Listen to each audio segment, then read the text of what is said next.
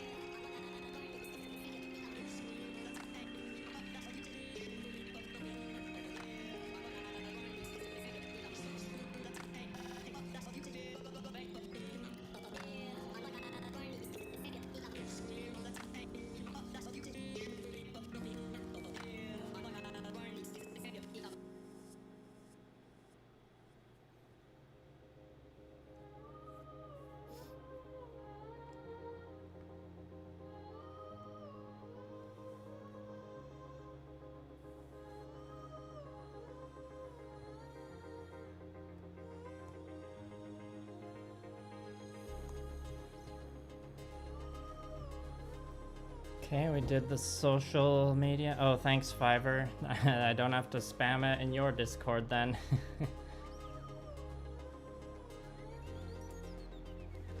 Alright, just got... So that's one less Discord to do. Cool.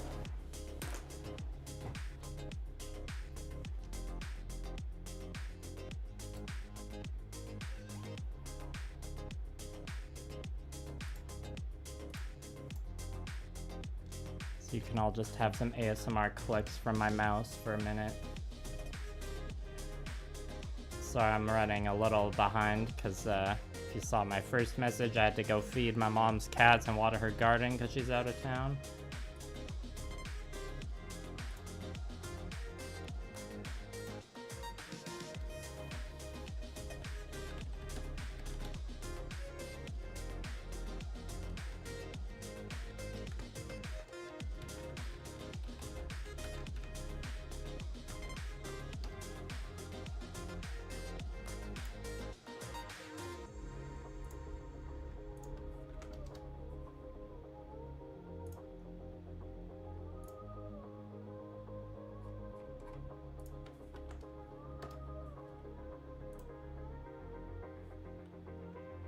Oh boy, can't wait to catch up on all these messages in the chat.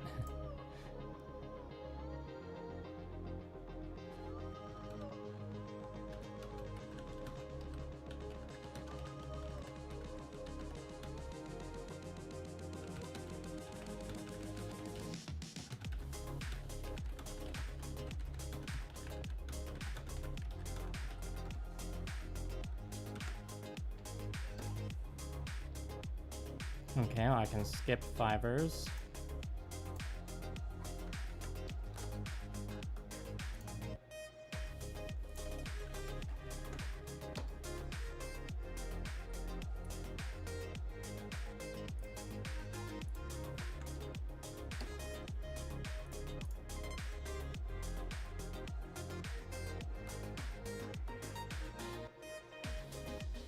Okay, I think...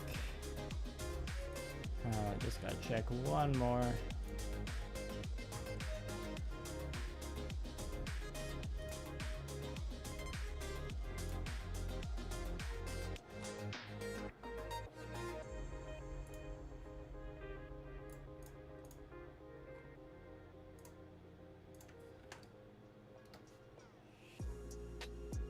Okay, I think that's all the discords I need to do. Let's take down the holding screen. Hello, everybody. Now I'll catch up on all these chat messages here. Yeah, my stream bitrate isn't great tonight, so sorry if the stream won't happen in full HD. Let me know how it looks and whether it's like stuck at 360p for all you watching. Still, you know, in my my never-ending journey to have stable internet for streams. I gotta say hi to everyone. Dark Matter, hello. Brian, Nathaniel, John, Robert, Fiverr, Dolfo. In the last Scorn painting video, oh, you're talking about, right, so you had some help custom naming a Gundam, I remember that. That's right, Caleb. Liam Senpai is painting the Sazabi. And Dolfo, congrats on the free meal. Yeah, that's right, Fiverr feeding the cats is important. One of them's very skinny and lanky, and the other one's an absolute unit. Congrats on the speed build video, Nathaniel. And yes, thanks for becoming a patron. Appreciate it. Oh, you're saying 1080. That's good, Dolfo. All right. Cool. Thanks for the feedback. Hopefully the audio levels sound good too. It's been a while since the last stream. We'll start things off with the can crack. We got ourselves some orange San Pellegrino business here.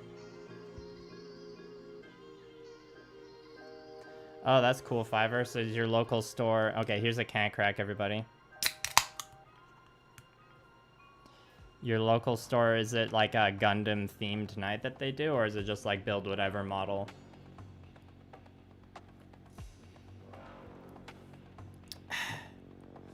And your cat is sleeping on the dog's bed. That's very on-brand cat behavior there. Dolfo, I saw your message before you retracted it.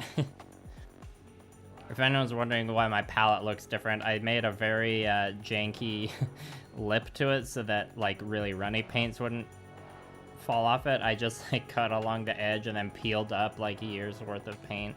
It didn't come up in like a satisfying peel though, because there's like way too many years of paint on here. It was quite a struggle to get it all off, and then I just put a coat of black paint over it just to seal in kind of the like residue from years that's still on there, as you can see from the texture.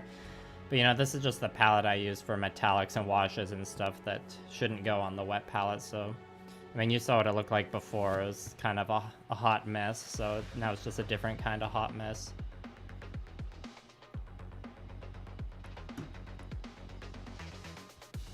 Thanks, Dolfo. Yeah, Fiverr, I was just wondering if like their Gundam build, or if like the night you're going to your local store, whether that's like a Gundam like meetup, like a Gundam builders meetup. There's like one community group in my city that does meetups. They meet up at like a mall, I think, that has a Gundam shop in it, and the Gundam shop like doesn't have enough space for them to build in it, so they just like hang out at the mall. Yeah, local hobby stores are good to have, Nathaniel, and yeah, they are a privilege to have. Not every area has one. All right. Well, we got, how many people we got watching? 16, that's pretty good.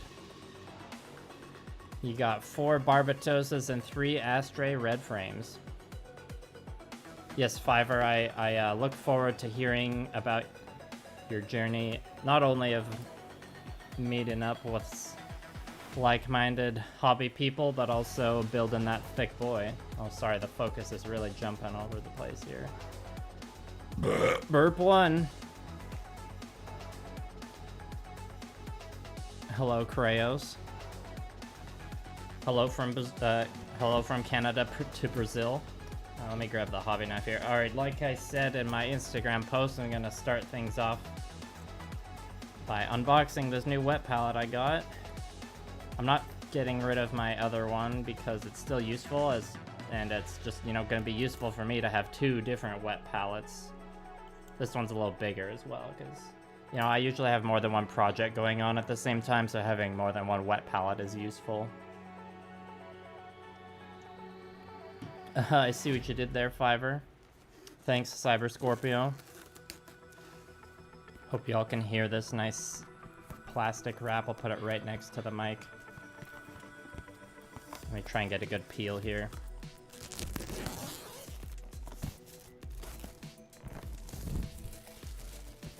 How was that? Did you like that? Oh, look, it's Blue Parappa.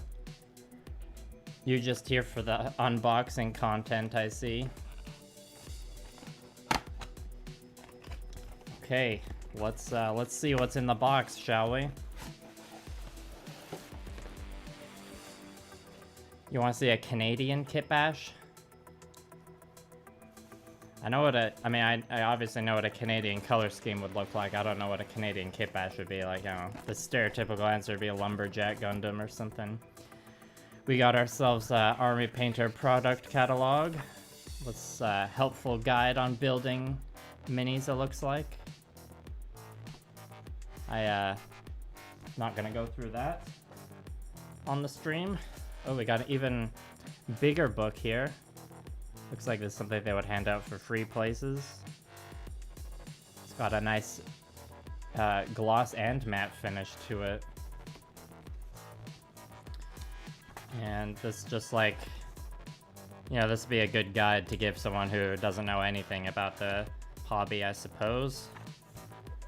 But this is pretty good quality. I wasn't expecting something like this in the pack.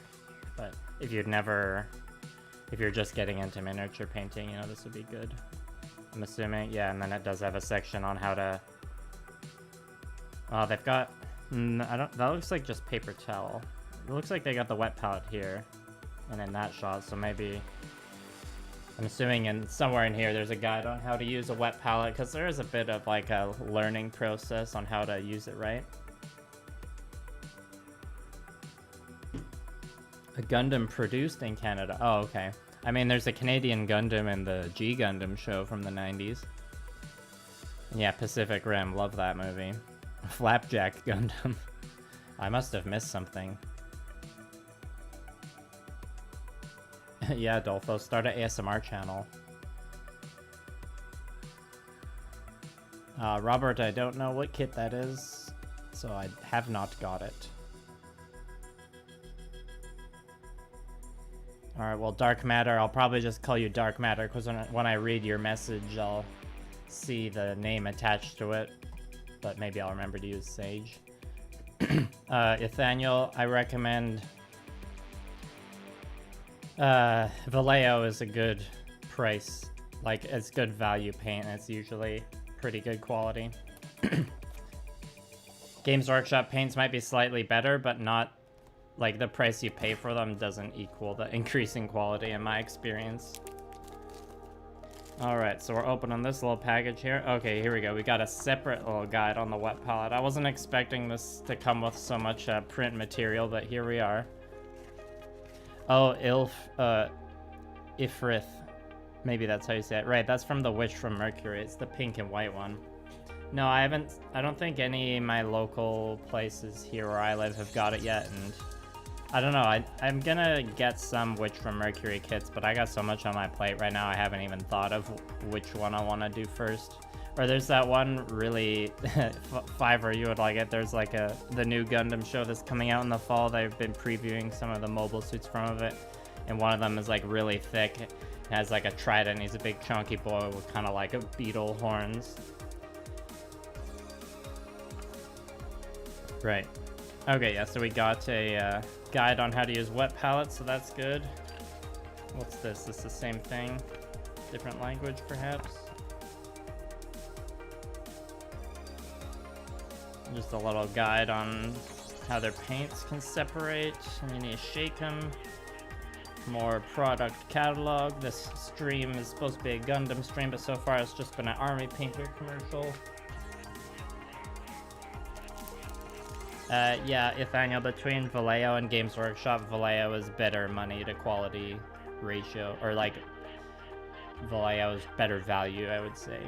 I like using Vallejo, and the dropper bottles are just a lot easier to use.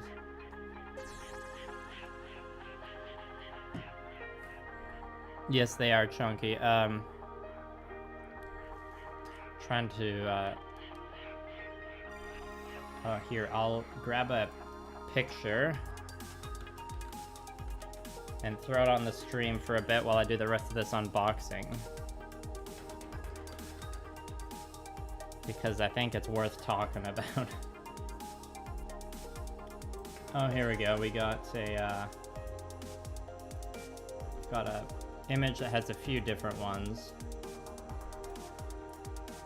Just give me a second here. Mecha Gaikotsu put on Gundarium tier.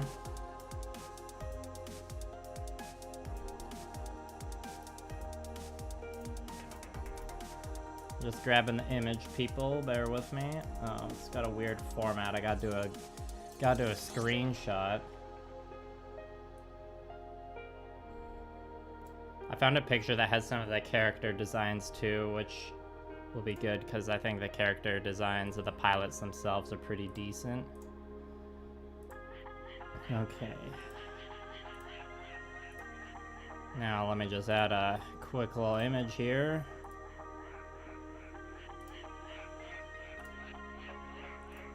And hopefully I don't screw up my stream. There we go. I'll just tuck that into the corner there. You can all discuss. And I'll continue, or I'll just put this, yeah, here's fine for now. And I'm gonna open this pack, which looks like the spongy hydration bit of the wet palette.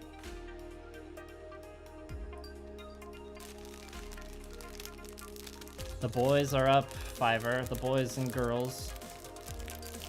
Or these days everything is just referred to as boy, B-O-I. Am I right, memers? Oh, this is hard to open, I kinda... Where'd my knife go? Yeah, the pink one. That, out of all the new ones that have been announced, that's the one I want.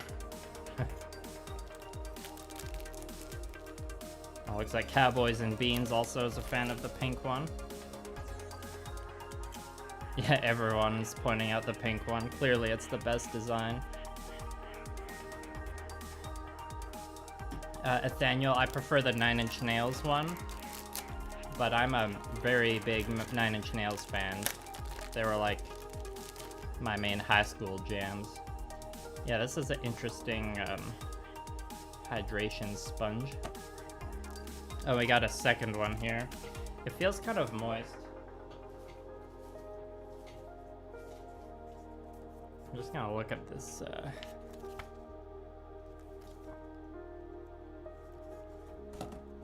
It's like almost like it shipped a little moist. I'm assuming that's on purpose. If it's a wet palette, it was like sealed and folded nicely and everything. Burp too. Okay. Soak hydrofoam in water. Place hydrofoam in tray. What's funny about unboxing this wet palette tonight is that I'm mostly, or I think I'm going to be painting with metallics the entire night and I won't be using a wet palette. Hopefully next stream. Alright, well I'm going to leave this in the package right now and I'll just check this out in detail after the stream. And then these should be the palette paper. What about 9 Inch Nails, Gaz? I am a fan of their music, that's what. Or Nathaniel was asking about the Johnny Cash Hurt cover.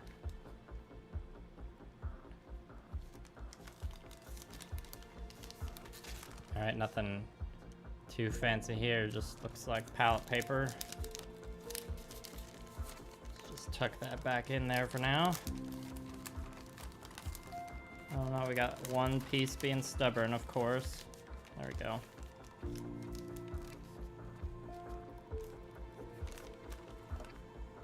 That was Satan escaping from my body out of my mouth.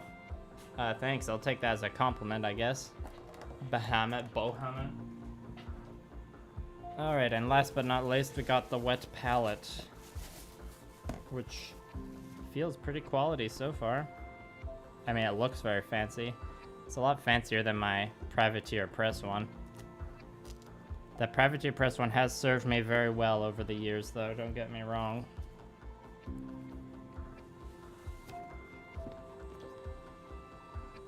Yeah, Gaz, seeing Nine Inch Nails live. I saw them in 2014. It's one of the best shows I've ever been to. Oh, and we got ourselves a little brush holster here that my brush doesn't fit in. I'm assuming it'll... Oh, I have an army painter brush here. It'll be funny if it doesn't fit, but... Yeah, there we go. Okay, the army painter brushes fit. The Games Workshop ones don't. Big surprise there. And inside... Well, that is the army painter wet palette. Perhaps next stream I will be actually using it with paints in it and I can give a more detailed review. Just thought I could save the unboxing for it for this stream here, so I hope you all enjoyed that. And I'm glad I was able to, or we were able to have some stimulating discussion about the new Witch from Mercury kits.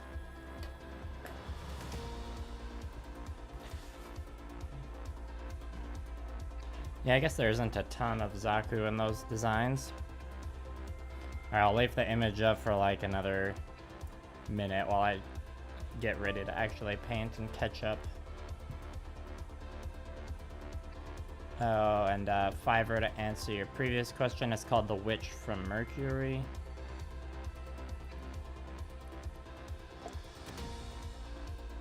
Oh, and Gaz, my favorite Nine Inch Nails album. That's a hard question. It's probably a tie between like the Downward Spiral and the Fragile. Actually, I mean, yeah, I think I kind of have to answer with the Downward Spiral. That'd be my favorite. It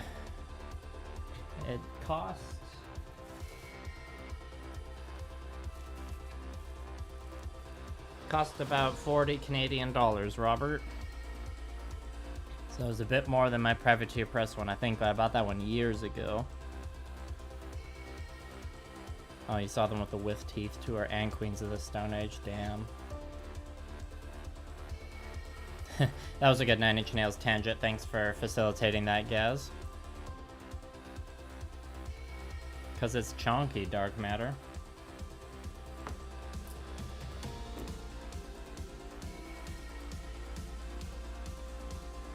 Yeah, that white and purple one has a nice head too. The one that's like gray, red, and yellow, it's I think it's small in the image just because of like how its silhouette sticks out to the side more because of its long gun, but it has some like nice high heels and little dainty toes, which I like. So yeah, I mentioned Eons of Battle's wet palette tutorial in my Vidarbato's video, actually. Okay, I'm removing the Gundam image now, everybody. Oh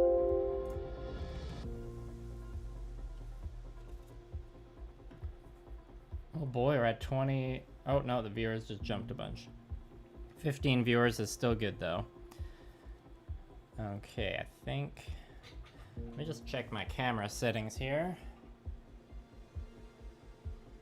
Sorry for the minor shake that's about to happen.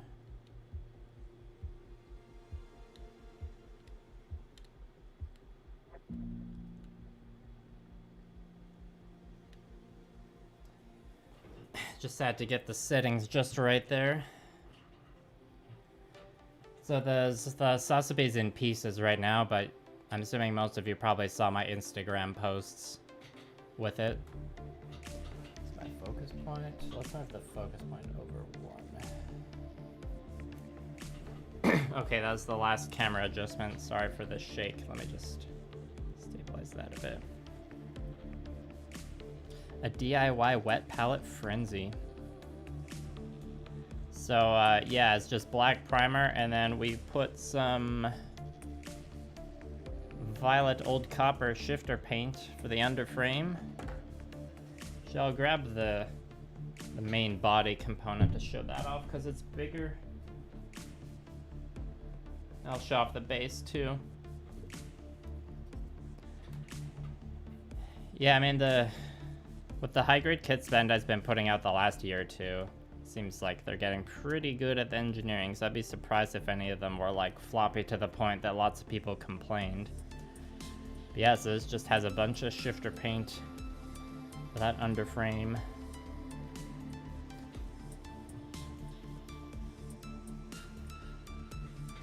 And then, of course, the base. Trying something a little different this time because it's the largest base I've ever used. So I just kind of cut up plastic hard tiles and shifter paint went in the little cracks.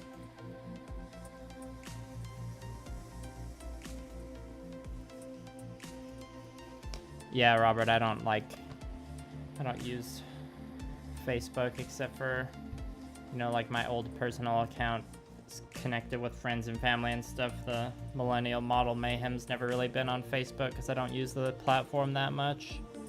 Don't really like it, if I'm being honest.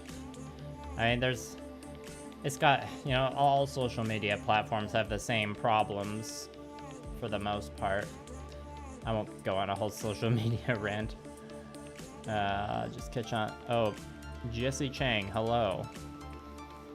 Confidence to start scribing. Well, congratulations. I've only scribed in a video once, so that's reassuring to know that I gave you confidence to do more scribing, because I'm not very confident at scribing. Do I prime the whole kit at once, fully assembled, or do I break it down and prime it? I usually break it down a little bit. It kind of depends on how much it's articulated. So, you know, like this arm was, I mean, the hand was primed separately, and then I just stuck it on because it's just the one fist. Like, this is all primed black in one piece, but then other sections, like this one, has that kind of demon arm on the back that's remaining articulated. So, like, each kind of little bone of the, or a joint of the arm is painted separately in this case. Usually it's like less parts than this, but usually it's like a high grade, right? So.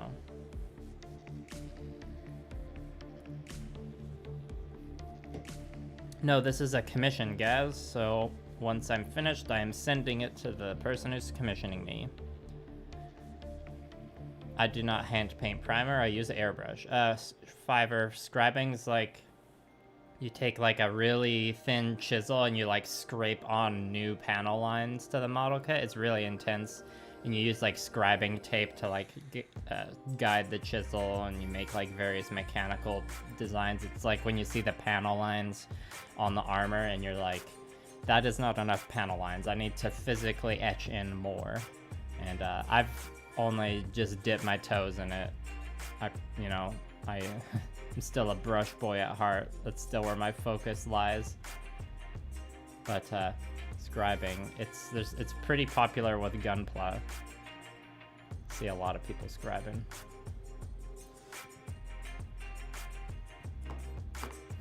Yeah, the Neo Zeong, that is a boy so big I do not have space for him. Guarantee cannot justify getting that model kit.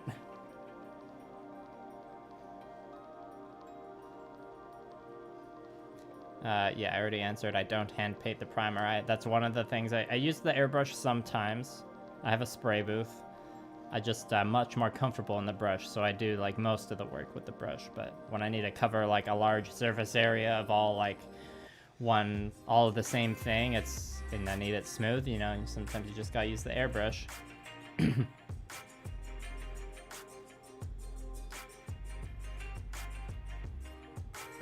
Yeah, Fiverr, lots of terms between both the Gunpla and the minis. Some of them cross over, thankfully. Oh yeah, I'm gonna slide over. I just got my little foam thing. If you look in like the webcam area, you can kind of see the amount of pieces I have separated, painting and sub-assemblies here. In addition to the body, which I showed earlier. Yeah, Robert, the number's jumping up and down a little bit. We'll see what it settles on once I get going with the actual painting. Yeah, well, it's important to have a well-stocked Gundam graveyard, Nathaniel.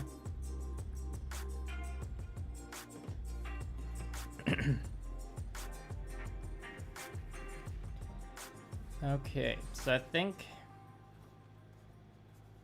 one thing I want to try, since this is the same purple that's on the underframe,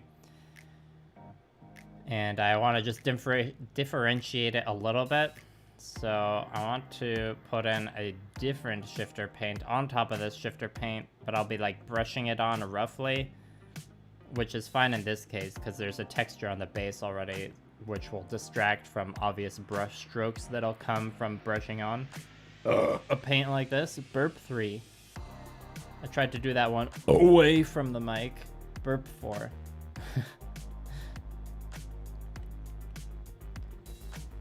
So let's, I should probably give this a shake first.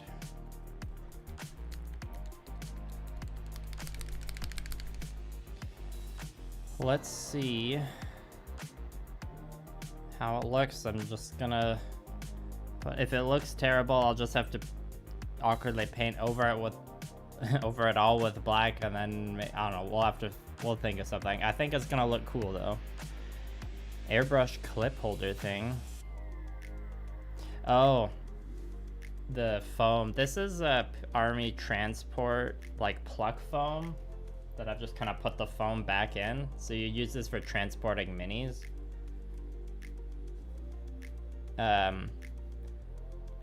Yeah, what you should do with Daniel, if you can go to the pet store, you can get like cat scratching, like cardboard scratch board things. I've seen people use those, or you can kind of make one by, if you have access to some corrugated cardboard, just cut a bunch of like rectangles of it that you can line up in a box, and then you have some more structure to stick it in. There's probably some good YouTube videos of like good DIY solutions for that. Master grade Cubely. I don't know what that one looks like inside the box, but that's a cool mobile suit. Right, ooh. You see that Turbo Dork Forest Flux just squirt out there? So yeah, this paint's really thick.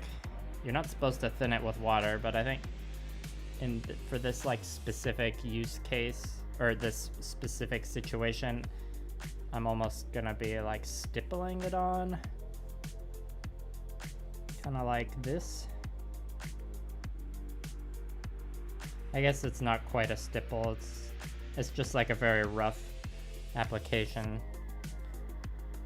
I think this looks pretty cool so far. I only just started, so I'm gonna just commit and keep going. And this definitely will help differentiate the base from the underframe, but there will still be some of that purple showing through.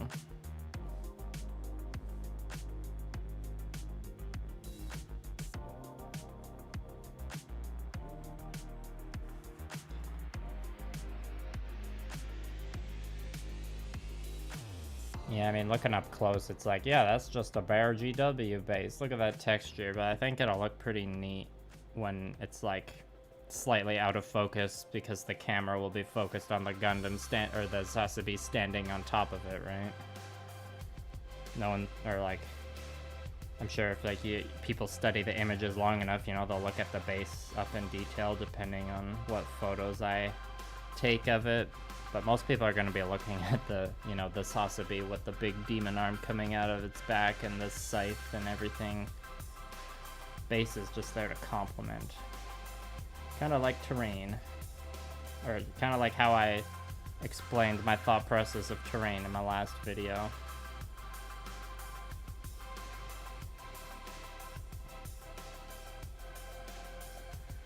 And of course, using synthetic brushes tonight, because this shifter paint would just wreck a sable brush. Well, thank you, Fiverr.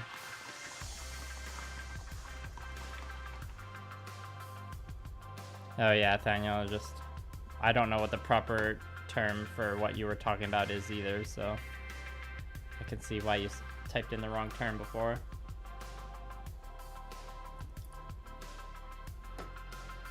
Yeah, Fiverr, I've definitely spotted some Turbo Dork on your channel. I am also a fan of their products.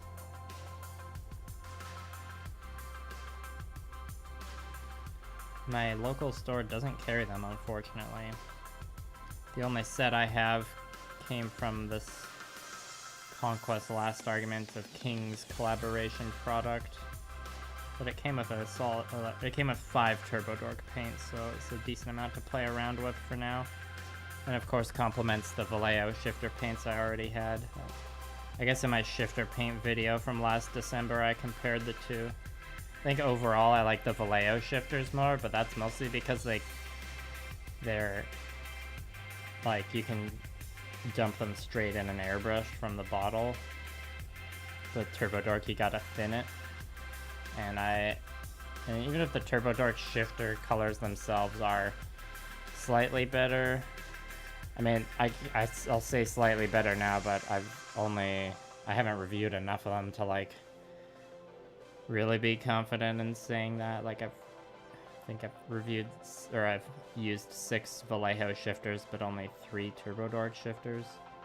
Because 2 of the Turbo Dork paints that came in the set I got were just their regular metallics, which are also very good.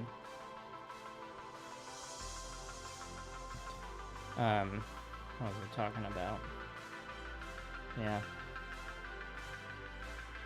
I've had the Vallejo ones for longer, but those ones are a lot easier to shoot through the airbrush, and with shifter paints, I usually prefer to apply them through the airbrush, just because brush strokes can be a bit of an issue. Spicy meatball? Oh, I see cowboys and beans. Yep, Star Wars Legion, I heard of that game. Not a big enough fan of Star Wars to paint any Star Wars minis.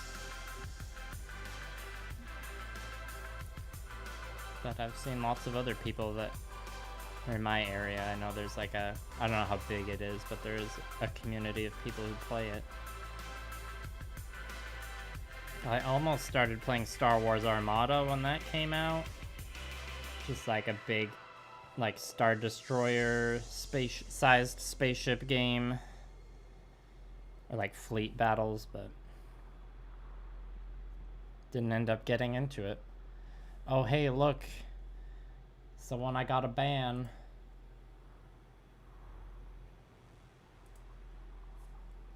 It's been a while since that bot showed up.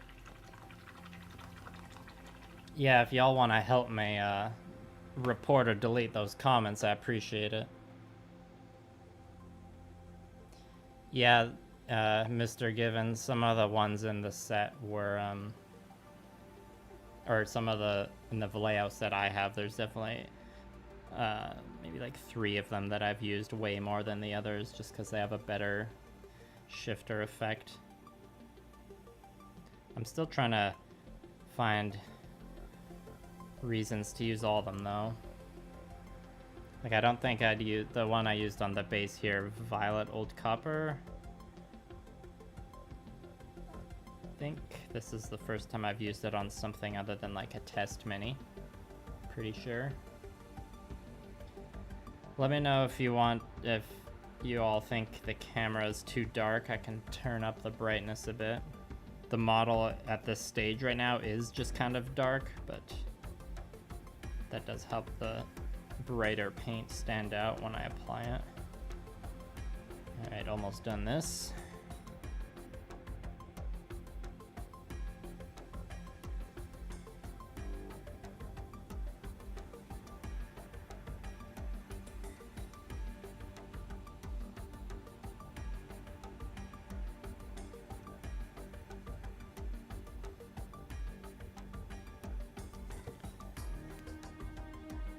Alright, so this now has 2 shifter paints applied.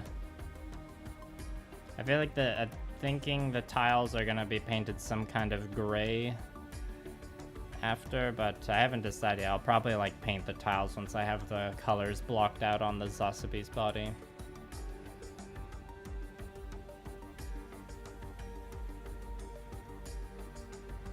Your friends must be Star Wars fans then.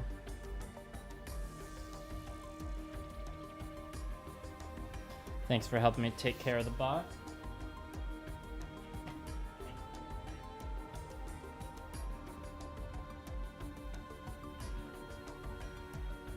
All right. Rust-Oleum color shift paint. Don't know much about that. I thought Rust-Oleum was just made like cheap spray paint. as in like dollar store spray paint or whatever, or hardware store spray paint. Okay, now just trying to think. I think what I want to do next is kind of block out the basic, or start blocking in the metallics on the back arm section, and as I figure out that, it'll make it easier to block out the metallic colors on the other parts.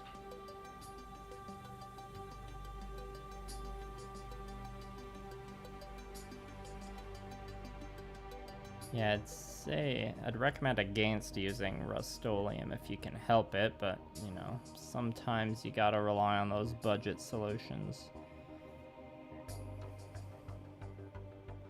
Well, I have a bit of... Is there anything on here that would get more of that forest flux shifter? Don't think so. Yeah, the other metallics that I'm gonna be like adding some separation with, we got a silver and a bronze here. And for things like these kind of tube focus camera, for these like tubes here, those are gonna be silver. I could paint these like cylinders silver as well, but they're not gonna be seen that much, so I think I'm just gonna leave them with the shifter paint on them, because this is like the kind of like this, their joints kind of along that arm, so no one's really gonna be able to like directly see in here if I do like put an effort to paint in there. So maybe I'm feeling like, we'll paint that silver for sure, and then perhaps this part here we'll do the bronze. Yeah, there's a lot of different color blocking to figure out here, let me tell you. Well, just gotta do it. If it looks crappy, I can always paint over it.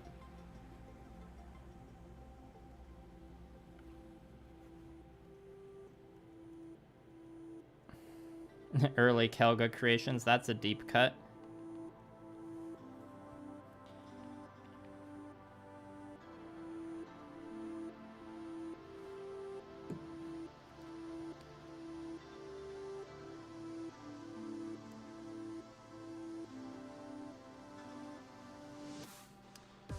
Thanks for the tips, Mr. Givens. Cameras and metallics. You mean like operating cameras? I feel like I've got about as much experience working with cameras as I do painting minis. That used to be how I made my living, so...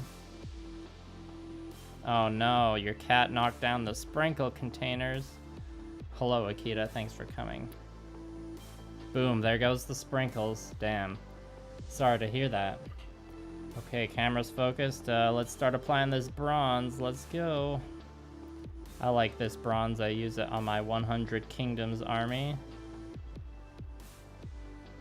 This is a Vallejo paint, Nathaniel, by the way, so...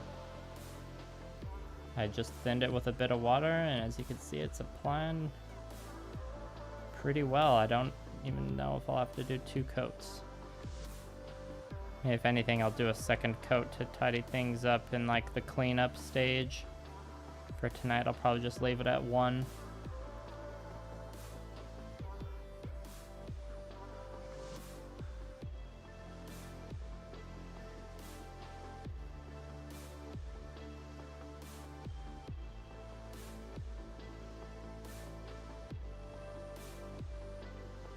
I suppose I don't have to be too worried about making mistakes here, because it's like one of the first colors I'm applying, so there'll be plenty of chances to clean up after.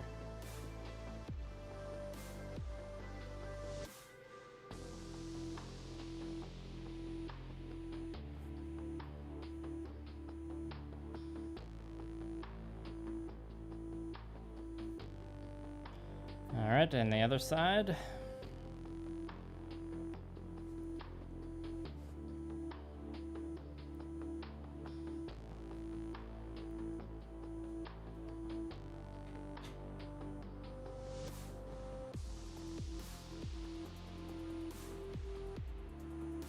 Yeah, Mr. Givens. From what I remember, Miniac did a video on like how he photographs, or like how his like what his camera workflow is, or like a guide on photographing miniatures years ago.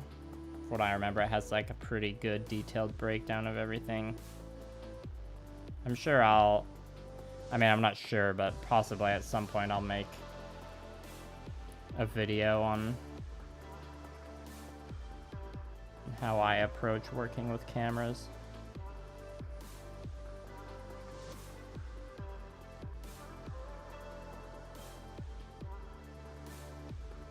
Sorry, this piece the camera's just having a hard time focusing on it.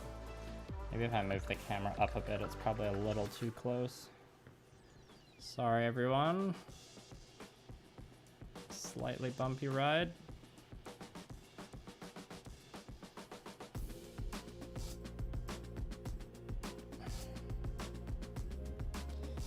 Yeah, there's always ways to upgrade the hobby desk, that's for sure. Their hobby space.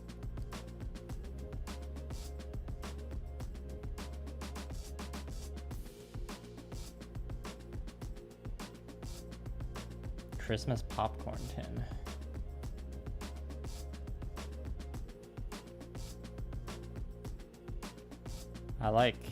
It took me and Blue Parappa a while to find our Forbidden Sprinkles container, but I'm glad we waited till we found the right one. We were looking for like a nice clear decanter, and we found just what we were looking for.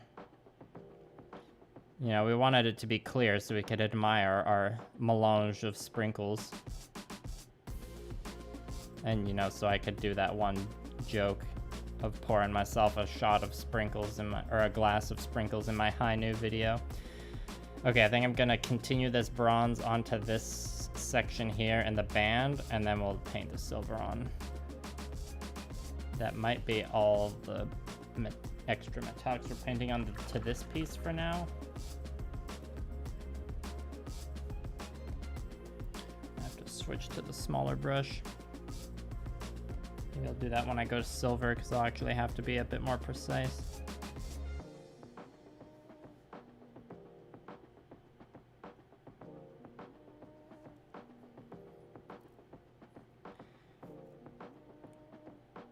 Right.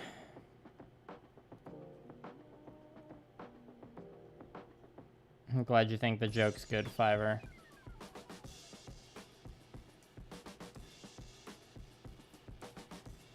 Yeah, I mean, the focus might get better, Mr. Givens. But it's my painting, Matt. I ain't gonna change it. You can see how I'm bracing the barbecue skewer against my forehead as I paint. Check out that technique, people.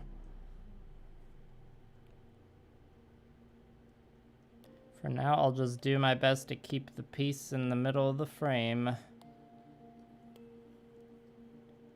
Oh, and barbecue skewer getting all up in my hair.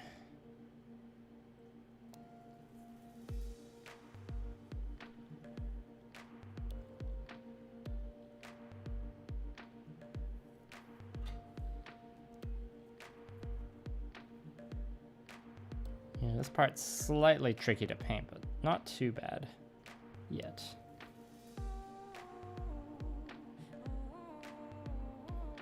Alright, and I guess for these inside bits, I don't need to pay too much care to them because they're not really going to be seen in the photos, at least. Perhaps this stream where you're all watching me paint it will be the only time they'll actually be seen.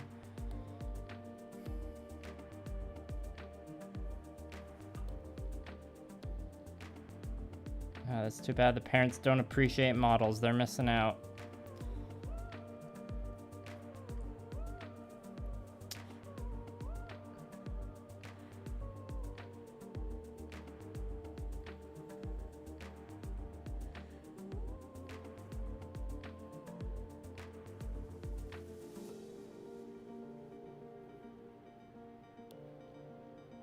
Could probably paint these like ridges here with silver too. That might look good.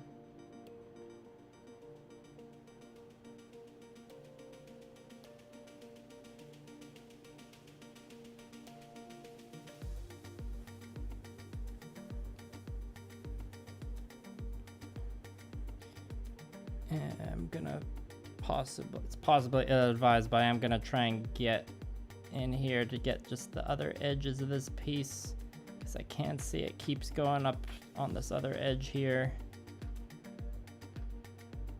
If I get paint in undesirable areas, it's not a big deal at this stage.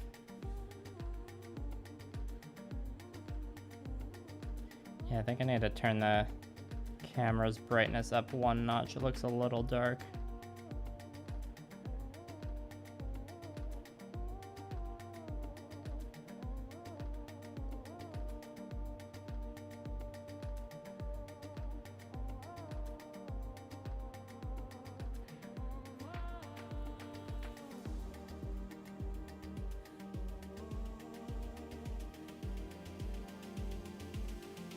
Alright, before I do the silver on this, I'm going to use the bronze on my palette before it dries up.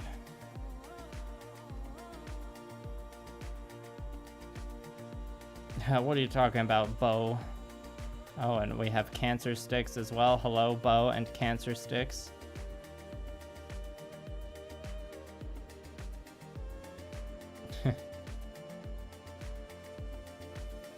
Nice, Akita. I also do that.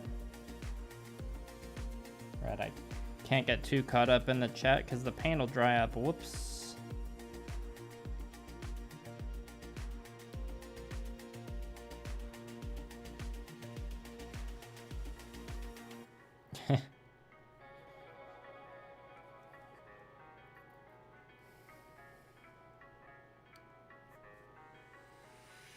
I'll do my best, Bo. But I don't know if I can meet your impossibly high standard.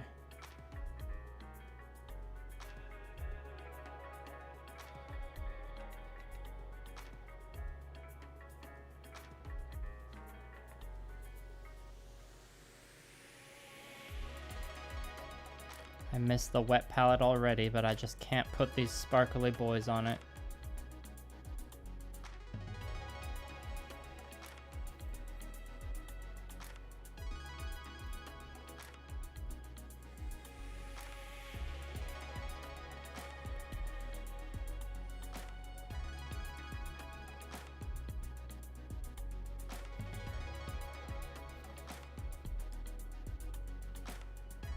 Oh, hello, Axel.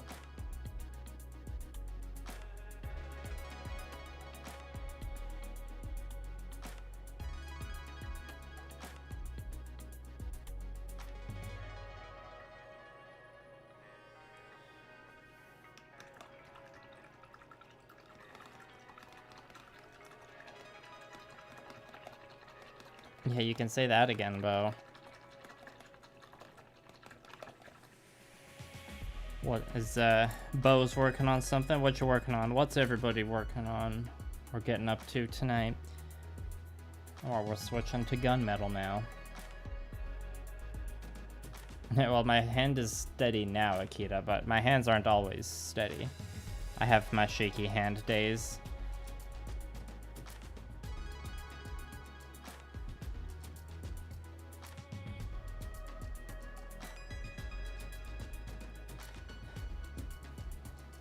Yeah, Nathaniel, my trick with that is to, I mean, if the brush strokes, or when I paint in like the gradients and everything, the brush strokes just kind of like blend into the gradient in a way.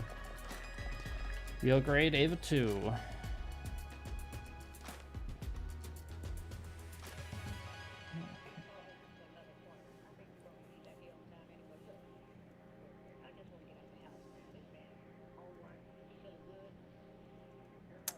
Gotta gaze at it for a bit, decide what part's getting painted with what.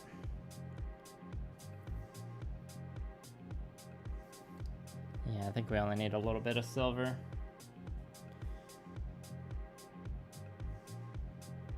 Gunmetal, I should say. Gonna get these little tubey boys.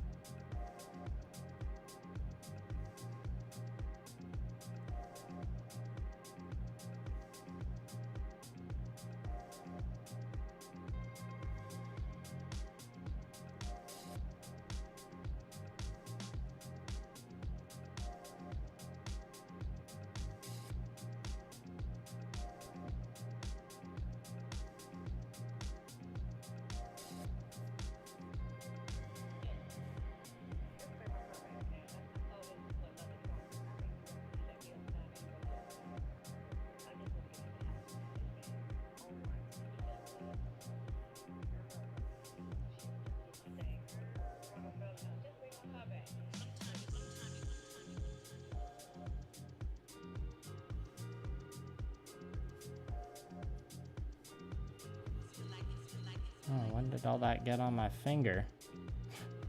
Must have been when I... Hopefully I didn't rub it somewhere it shouldn't go.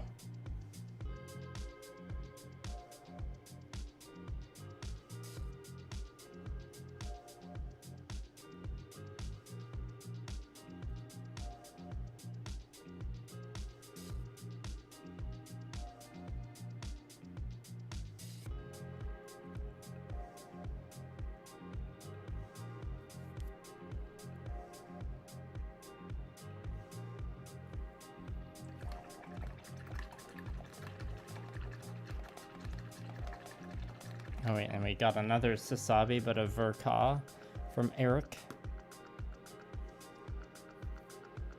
A Hexagear Steel Rain. Hajiroboshi. Transient Custom.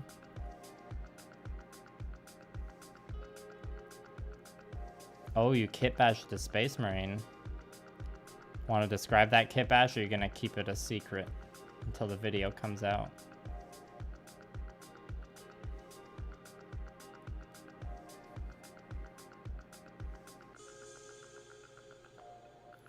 Yeah, Nathaniel, that lamp, if you're talking about that BenQ lamp that was in my Buster Gundam video, it's really expensive. Like, if you want more bang for your buck, there's better options than that one. The BenQ lamp is a really, really nice lamp, don't get me wrong. But it's expensive. You gotta pay the price for the quality and the fancy curved light and all that, and the temperature control.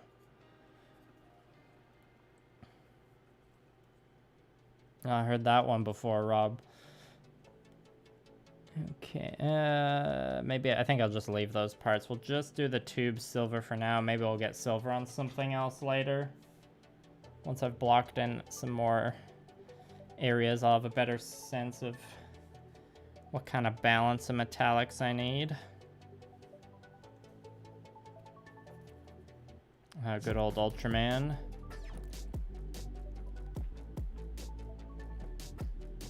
Yeah, that's the spirit. Who cares? Yeah, sorry the bit rate is kind of jumping all over the place. I don't know what's going on.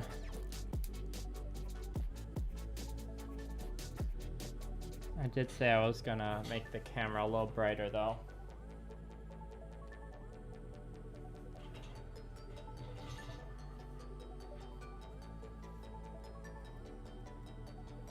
I'm excited to see your Space Marine Fiver.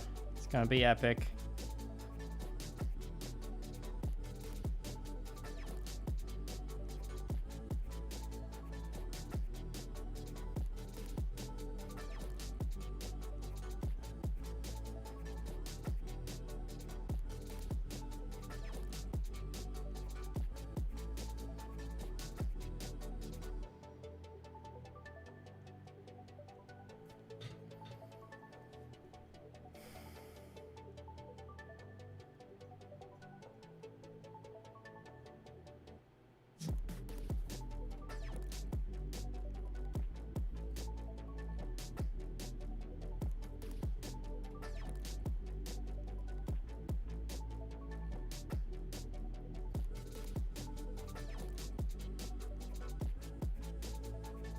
Yeah, like these are parts where if you look like really up close at them when it's done. Sure, you might be able to see a couple brush strokes on this tiny silver tube if you look really close, but you could, that's a thing that just happens with all paint jobs unless you have extreme dedication to smoothness. Make the Gundam wallpaper. It's just a bunch of Gundam, or it's just a bunch of boxes that I cut the front out of. It's just box art, literal box art. Okay, let's just collect the rest of these little spine boys. No, I won't do the claw yet. Let's just, I guess the other segment is attached to the body as well, so that's not on hand right now. That's behind me.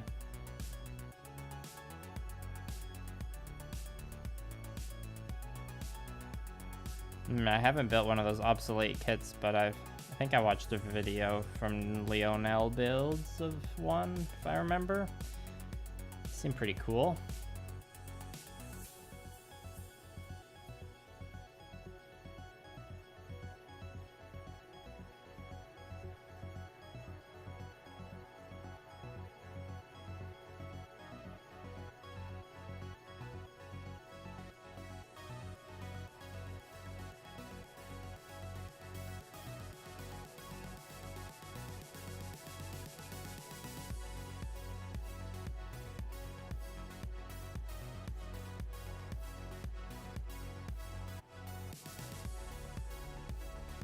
Yeah, Bo, does it have like a larger size pilot figure then? Or like those, from what I remember what I saw, it's like it's kind of just like mobile, or not mobile armor, it's like a power armor suit almost, more like a traditional mech, or more of a power suit than a traditional mech, that's what I'm trying to say. Maybe I'm thinking of something else.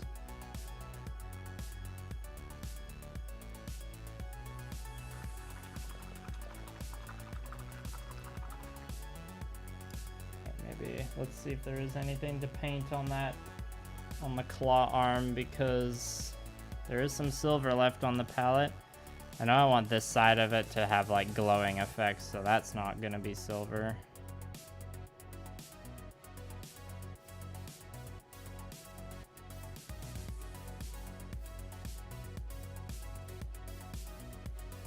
Gonna leave some of these areas with the shifter paint as well. Yeah, it's tricky. I think I might have to come back to that one.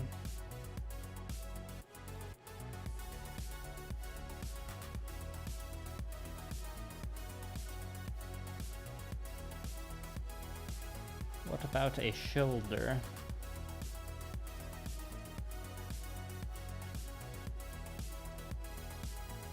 Okay, we could do...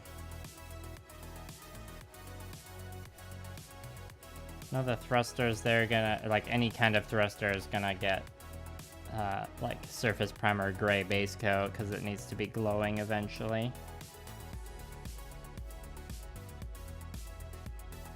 Yeah, I think we can start painting the...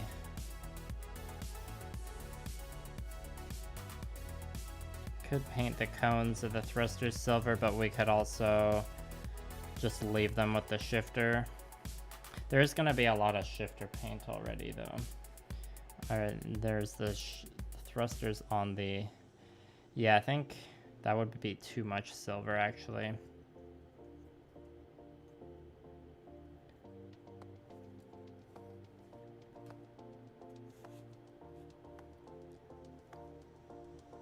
What's another one I can look at?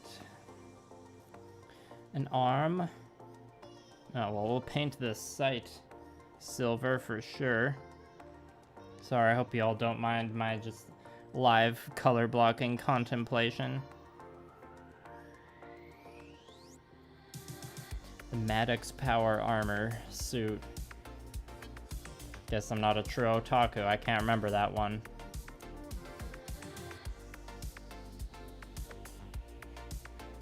Gonna revoke my weeb card.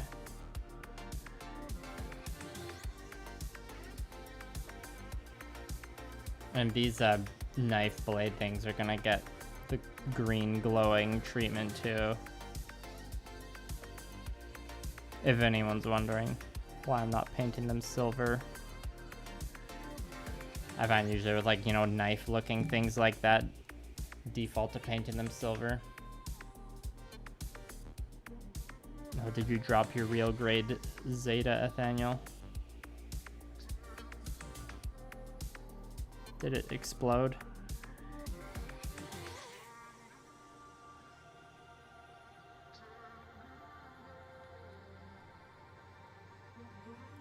Could do the missiles in here, silver as well. And that might look a little jarring compared to the other spots that are gonna get silver. I know this section here, I want that to be gold. Bronze, I mean.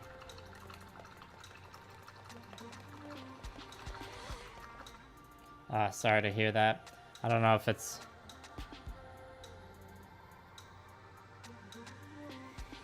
the hand grenade part might, or like the leg snapping might have happened, whether it's a hand grenade or not.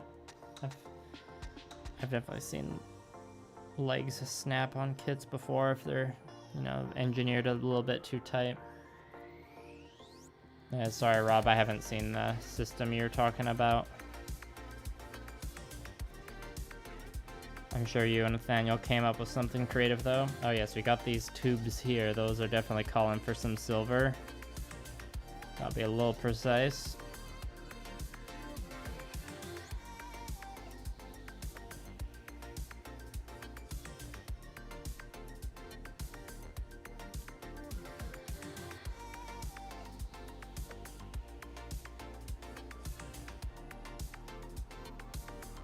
And this is another spot that probably like will barely be even seen at all. It'll be covered by the shoulder pad.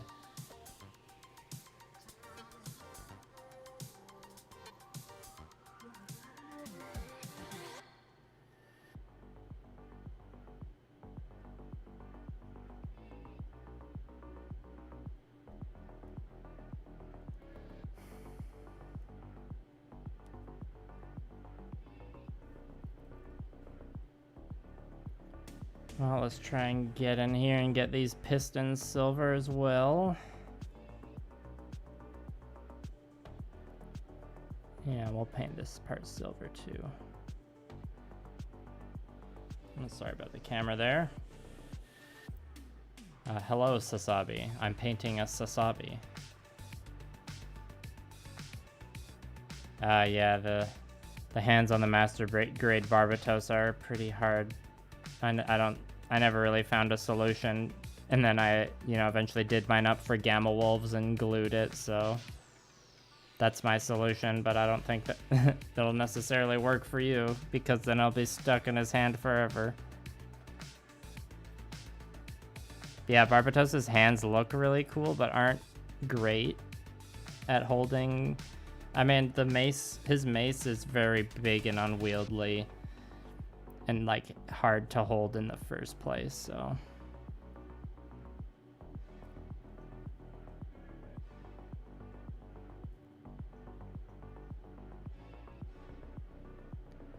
All right, well, we used up the silver on the palette, so mission accomplished in that sense.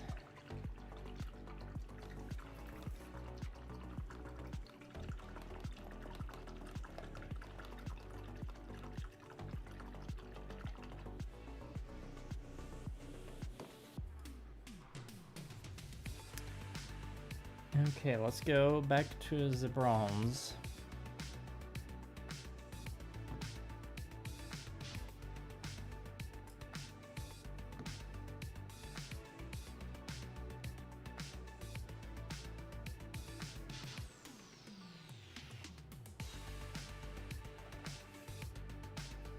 And the most beautiful master grade kit is obviously the master grade GOG.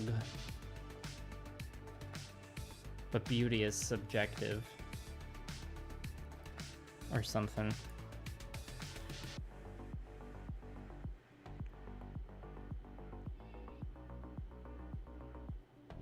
Let's add a little more water.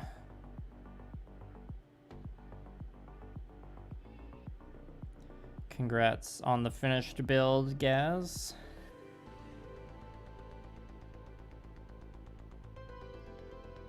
Oh, TM, did you enter the stream and the first thing you heard me say was Gamma Wolves? Is that what happened?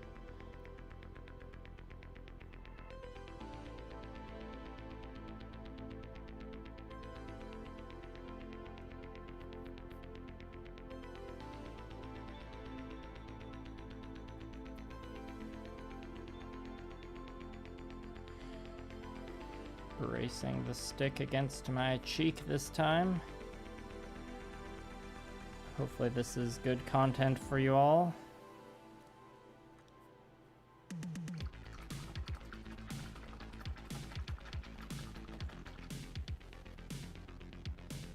If I see the Master Grade GOG on the shelf and I'm in a store, that's an instant buy for me. I haven't seen one yet.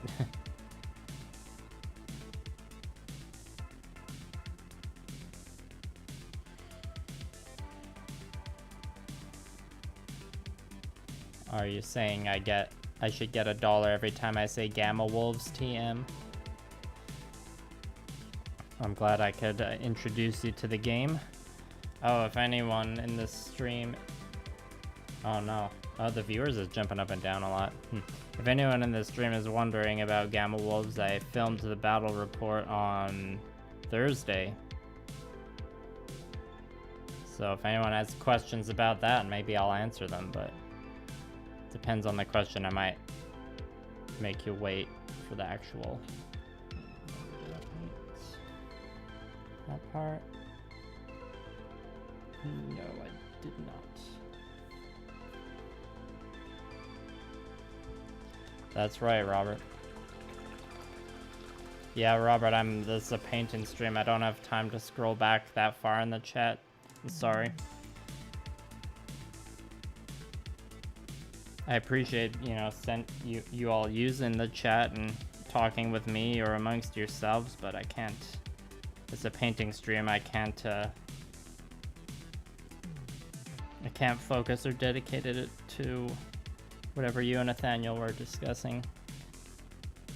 Yeah, I'm excited too, Fiverr. It's gonna be a doozy to edit though. I started editing it yesterday and then Premiere Pro crashed on me and I lost 45 minutes of work, so then today I redid that work. But I'm sure there's going to be many more hours of editing on that one, possibly, and a lot of it due to the fact it's like it's a completely new style of video to edit for me, so be more drafts and experimenting than my usual painting video formula. I altered the rules of the game a little bit to make it just a little faster. But even then, there's about like 2 hours of footage recorded from multiple cameras, so. And there was only a couple technical errors. The entire time, you know, leading up and during, I was assuming, you know, everything was gonna go wrong, the mic was gonna stop working, and I wouldn't find out until the next day, but the audio is fine. I mean, I haven't listened to all of it 100% of the way through, but it seems fine so far. There are some issues with the cameras that will require some creative editing, but footage is still usable. You know, it's my first battle report, so I was not expecting a flawless execution. But, you know, if it goes well, maybe I'll do another one. Maybe it'll be of a different game, who knows?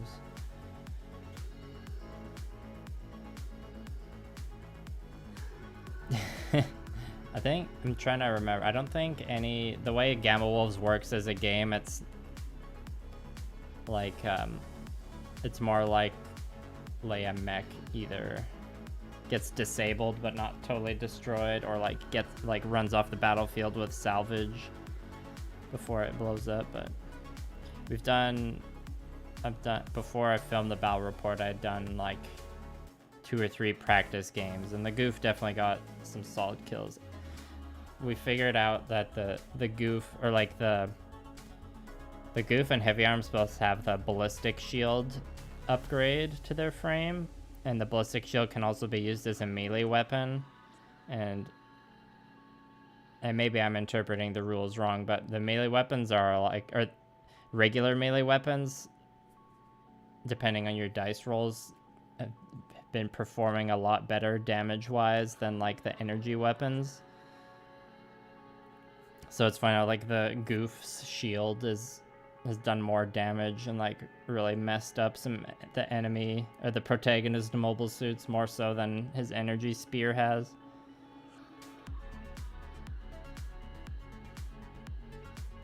The Goofs performed well though. I don't know if the Goofs even perished in any of the games either.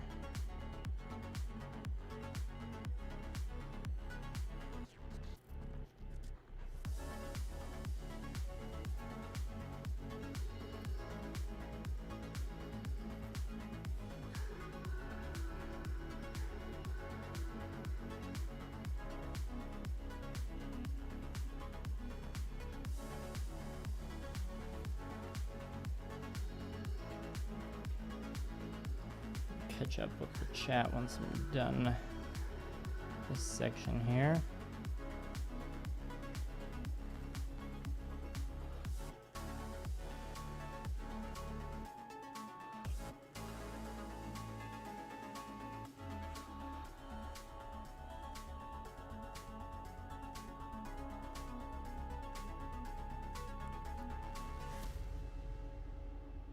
The jumpy focus will get a little better when I work on larger parts.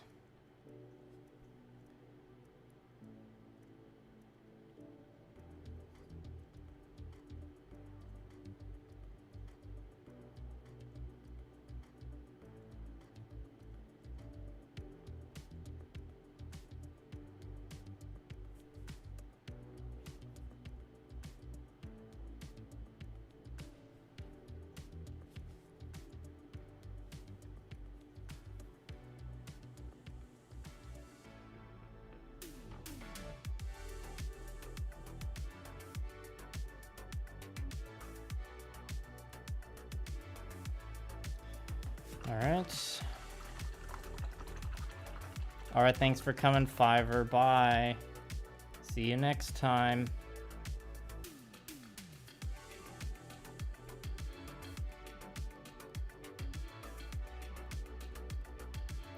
Dark Matter and Shadow Strike do sound like they would come from the same crew.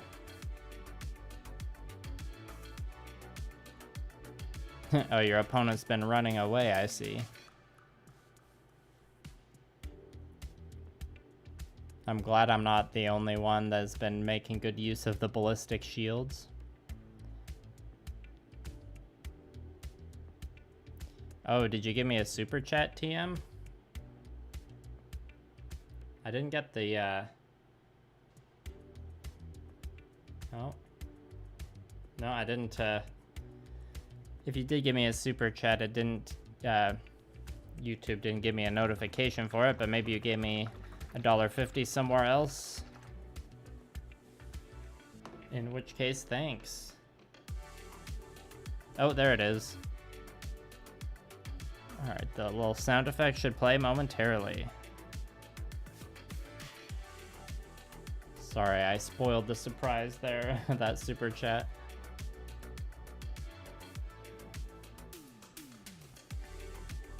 I'll thank you again when the notification goes off.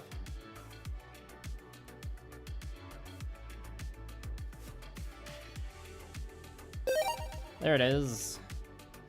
Thank you kindly for the super chat, TM. Appreciate it.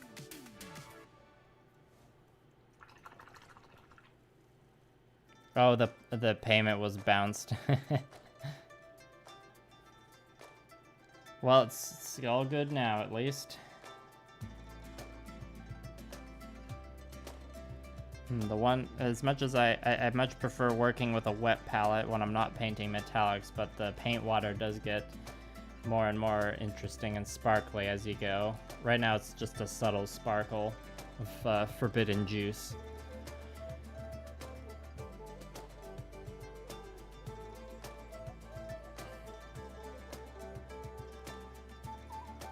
See ya, Dark Matter. Thanks for coming.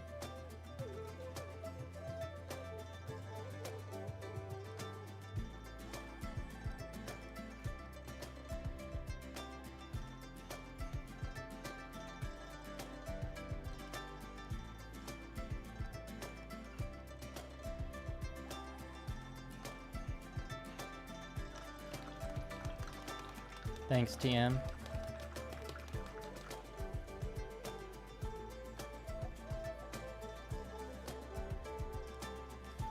I'm hoping that I can finish editing the battle report and post it by September, but I'm not gonna commit to that because I've barely started editing it and I have no idea how long it's gonna take because it's my first battle report. But I appreciate the hype. I also appreciate the patience, you know? I'm not the fastest YouTube uploader out there. But it means a lot that you all keep coming back when I have long absences. Okay, I need to take this off the skewer to paint it. I'm just gonna get my greasy finger oil on it. I don't care. I'll care more once I'm like painting lots of edge highlights and non-metallic colors on. This is faster. I do have more control this way.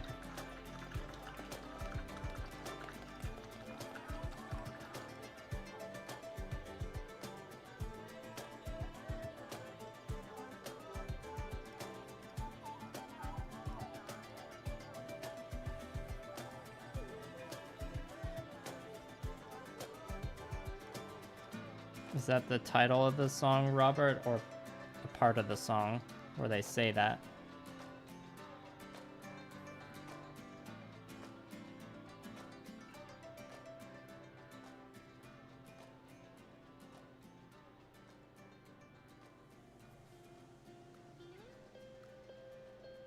Although when I'm hand holding the piece like this, if I like switch to painting the other side, I gotta make sure I don't touch the wet paint. So that is one downside to doing it this way.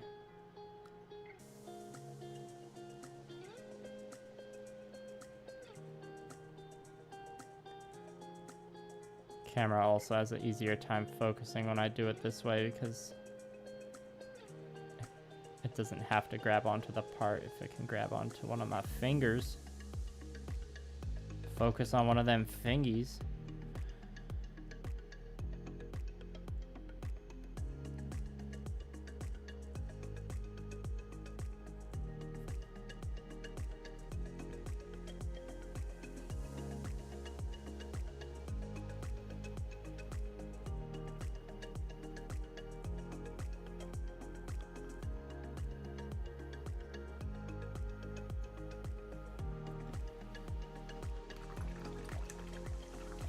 Yes, sorry, Sebastian.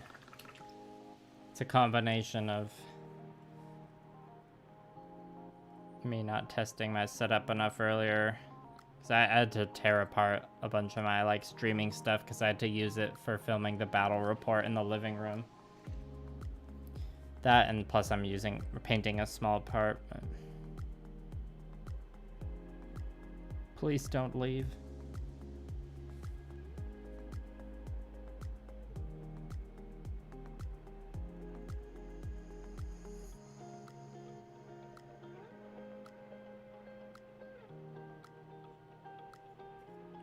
Got a little fiber on there.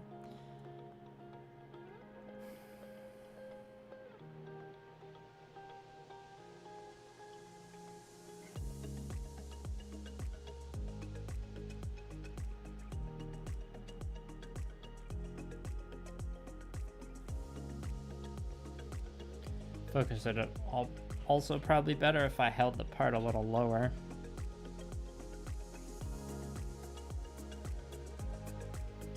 The focus might be jumping a bit because I have the camera a little too close because the lens that's on it right now it does have a minimum focusing distance.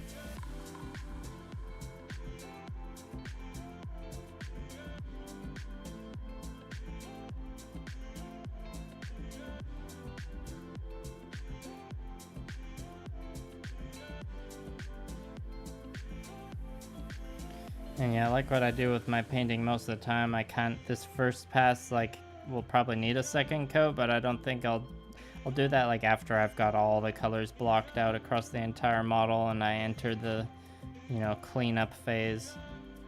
Although this one will probably have like a blocking phase and a cleanup phase just for the metallics. Finish the metallics completely and then move on.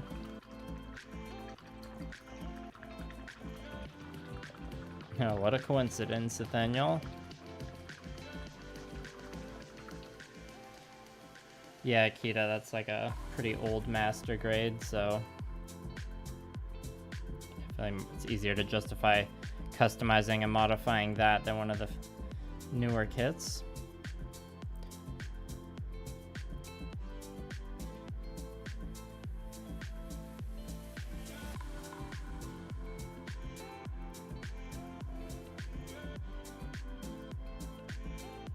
It's a bop. I think the link will get blocked automatically by the YouTube like default stream settings, so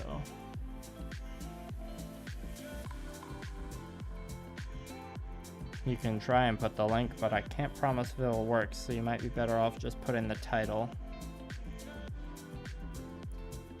Okay, well, we're done all of those arm segments for now. I'm not gonna do the top claw bit yet because I want to block out other areas first. We had started working on this arm. Yes, so we're gonna go back to it.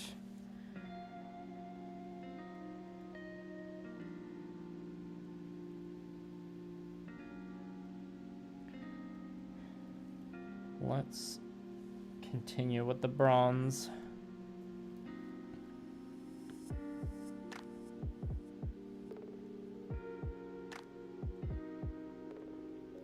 Any Alien versus Predator fans in the stream? Has anyone watched the new movie Prey?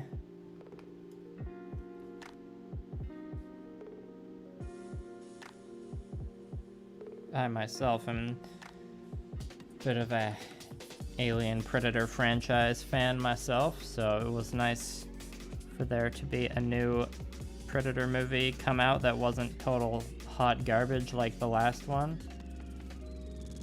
I'm surprised we even got any more Predator movies after how bad the last one was.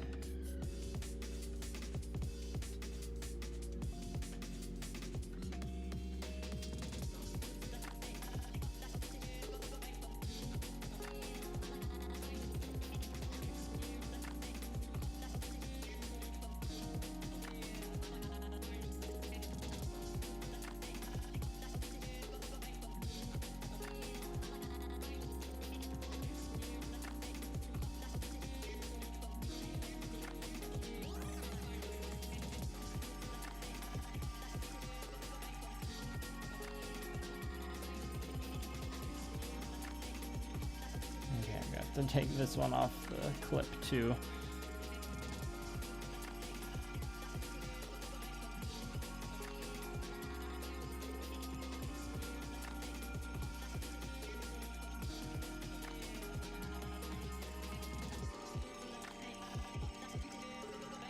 Alright, we got some gold there.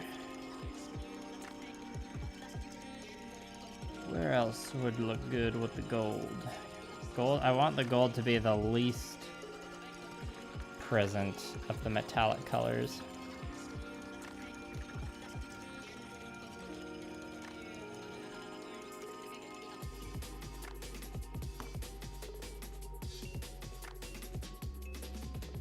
Glad you agree, Gaz. Yeah, it's I like Predator 2 a lot too. I haven't really thought that hard about whether I like Prey or Predator 2 more. Alright then, well thanks for coming for as long as you did, Cyber Scorpio.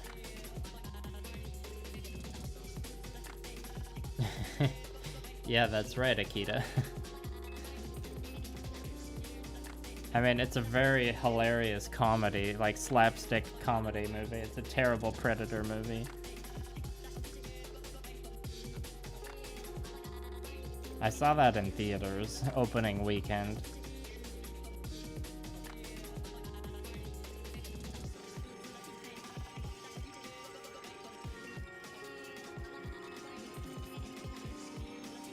Yeah, I just can't decide whether I want to do this rivet here silver. I kind of want to do it silver. A lot of this is, you know, going to be getting the main armor colors.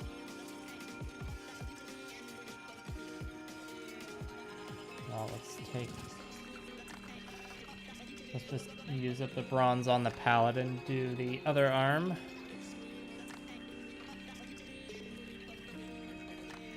The other arm doesn't have the hand on it because the hand is attached to the scythe. And I need to keep this piece separate for painting.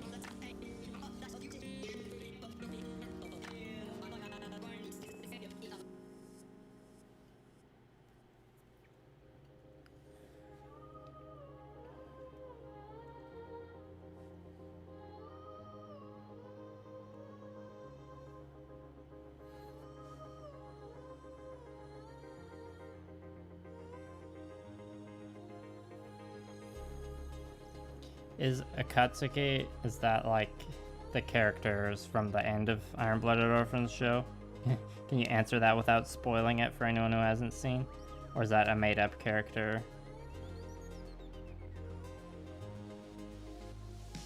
It's been a while since I finished IBO.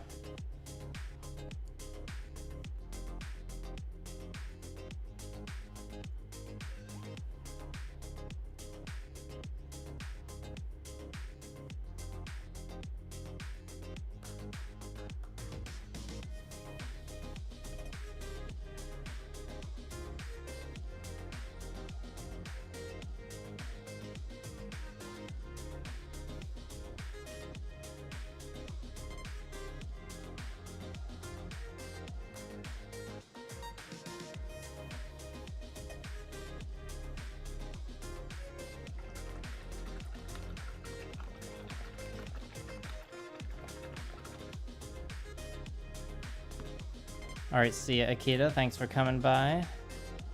I will provide another stream sometime this week. I'll have to look at my schedule later. Okay, gotcha, Nathaniel.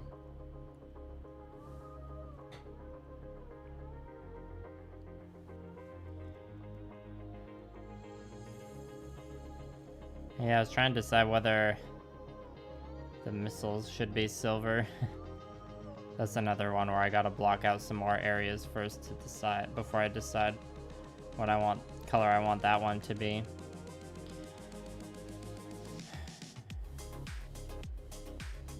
Yeah, I just don't know if there are any other colors I want to have the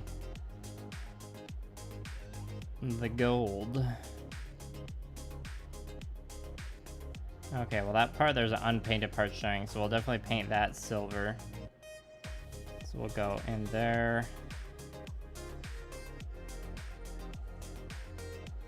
Okay, I'll paint those notches there silver. Okay, so let's do those rivets with the bronze then. Should have just enough left on the palette. Require a bit of finesse.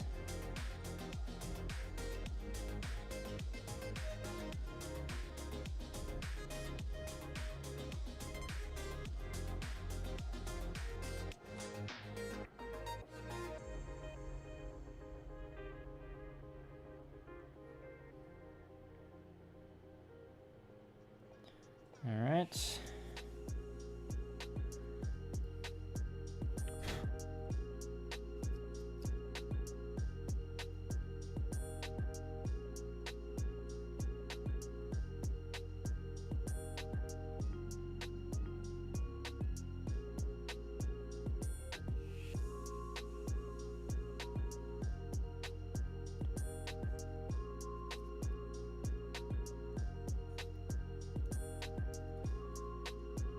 Probably enough bronze for now. On the arms, I mean. Still gotta get the rivet done on the other arms.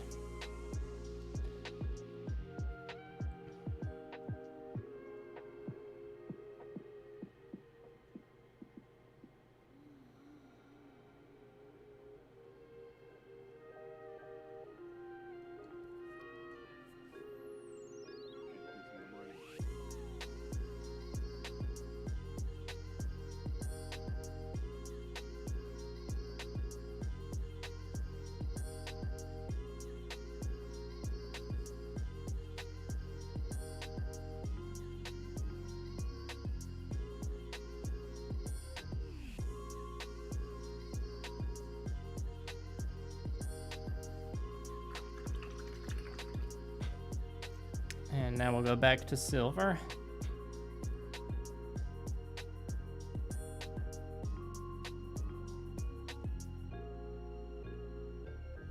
Three Ahab reactors. Dang. I would get the pink one that we were all fawning over when I had the image up earlier. And I don't know how I would paint and customize it. I usually decide that after I've built the kit. I usually build the kit and then just play around with it for a while and, you know, sort through the bits box and compare stuff. That's usually when I decide how I'm gonna customize things. Glad you enjoy the soundtrack. I tried to curate something chill.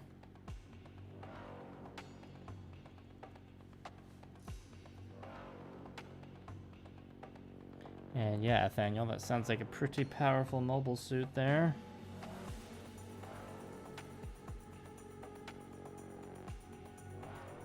Alright, just gonna do a teeny little dot silver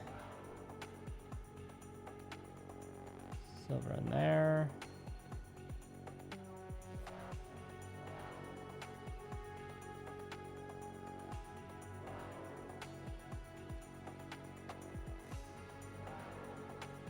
Some there.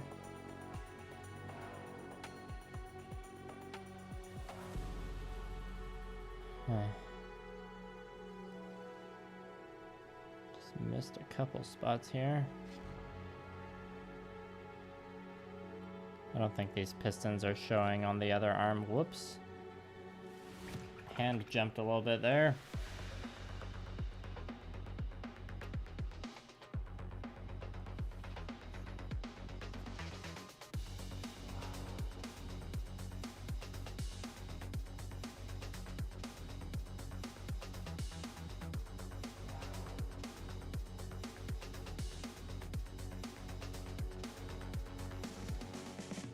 Yeah, I'm still trying to decide whether I want these missiles to be silver or not. I can't decide.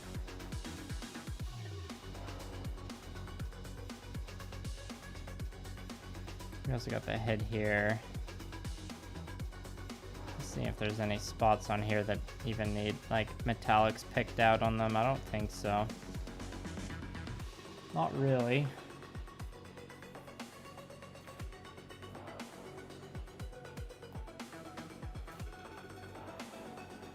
Well, you know what? I'm gonna paint the missiles silver for now, and if I change my mind later, I can paint over it, no problem.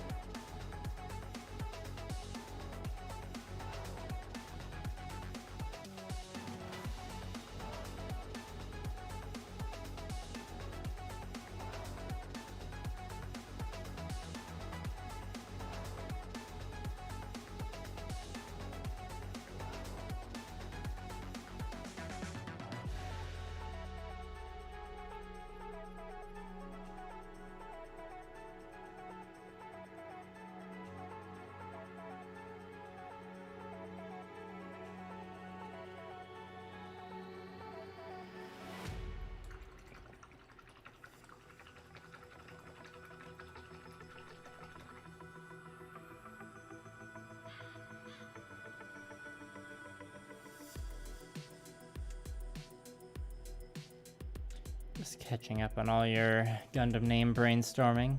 Paint the red so they go faster. Good one. No, I don't think there's room for red in the color. Here's the test spoon for the rough palette. So we got some like, it's gonna get a lot of pink and violet in there. So that's probably as close as we'll get to red on this project. Let's need more silver. I think we're kind of running. Let's use the bigger brush also. Yeah, we need a bit more.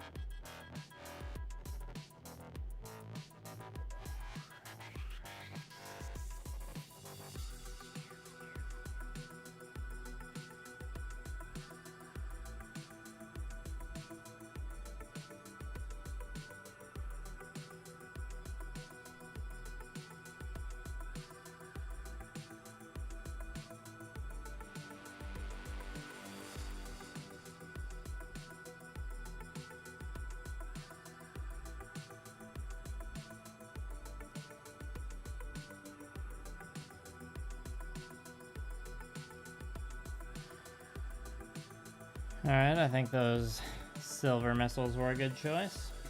Let's do the other hand. I mean arm. That's right, pink is almost red.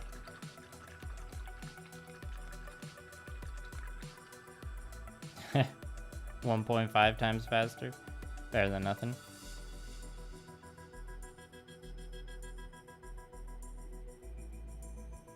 Tim Christ, are you talking about the model I'm painting right now?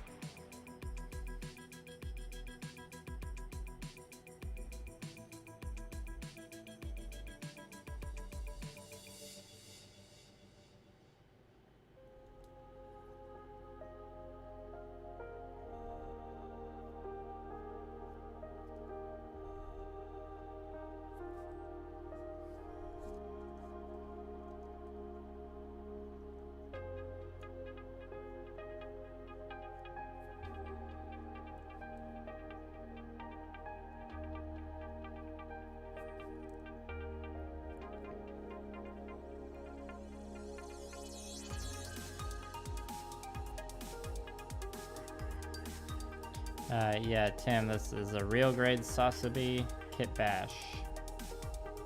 There's Kitbash pieces from like a Kotobukiya accessory thing, the full mechanics Vidar, some random real grade pieces, there's some master grade Barbatos pieces, some 30-minute missions pieces.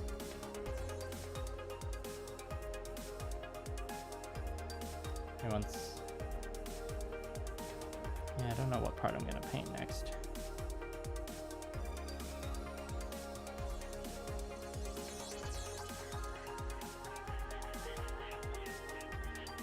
Maybe I'll go to the body for a bit after this. Then you'll definitely recognize it as a Sazabi.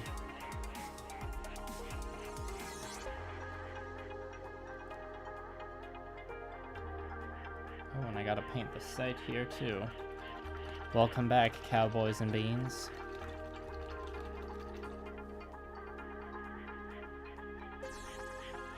You're welcome, Nathaniel.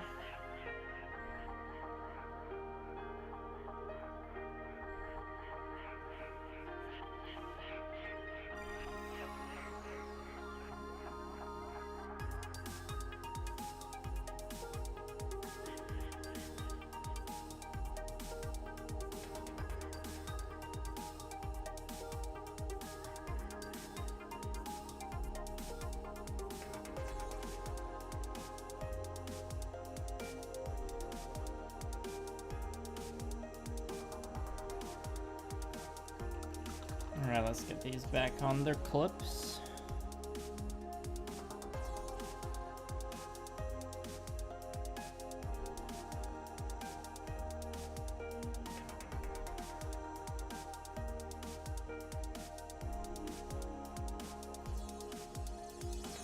Oh, thanks, Tim. Yeah, it's a really good purchase for like the price of the book compared to how much like entertainment value you can get out of it. It's a solid book. And yeah, I've had to read it a few times till I get a grasp of the rules. And there's a Facebook group for people who play Gamma Wolves that I'm assuming in theory you could get some like rules clarifications from, but I haven't spent much, like I'm in the group with my Facebook account, but I don't really check it out on Facebook. I don't really go on Facebook much. But I hear there is a decent Gamma Wolves group on there. You know, there's Facebook groups for everything. But it's like an official sanctioned Gamma Wolves group by Ash Barker.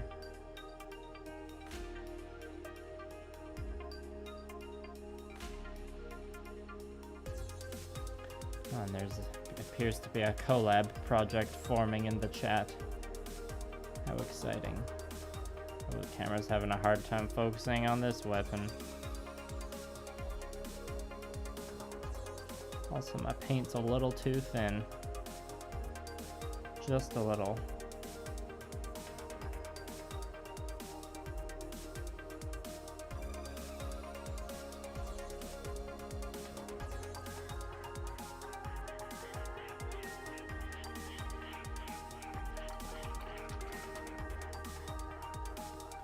Let's see. Well, let's just get the body on here. I think I'm gonna work on this for a bit. Just wanted to check and see how this base was looking. Whoops. Hit the space bar there.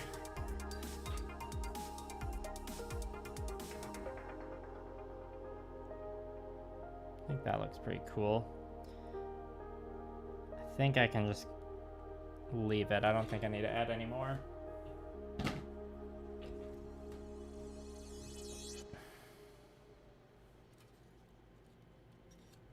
Alright, now for the metallic detail on the body. Glad you like the scythe, Gaz.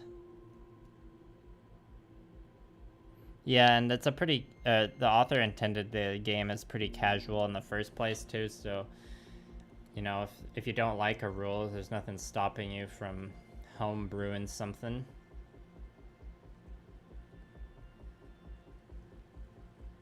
Interesting, Tim.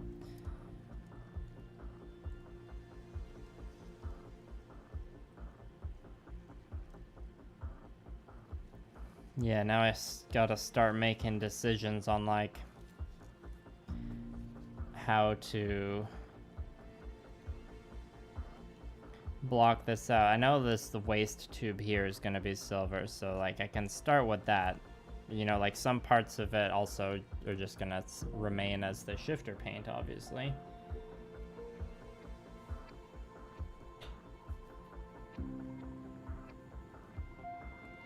Yeah, that scythe blade, Gaz, came from a 30-minute missions accessory kit, if you were wondering. Can't remember the exact name of the kit. It didn't come in a box, it came in like a bag. It's like that kind of accessory.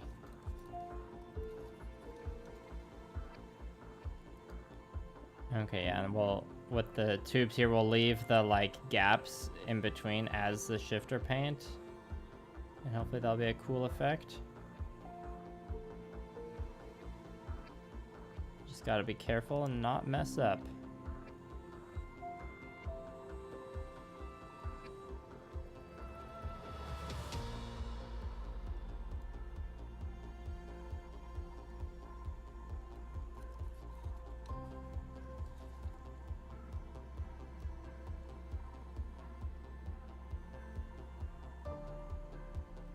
Oh, messed up. Whoops. Let's clean that up real fast here. Whoops.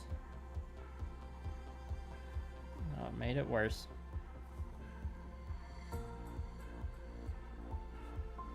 There we go. That's better. Crisis averted.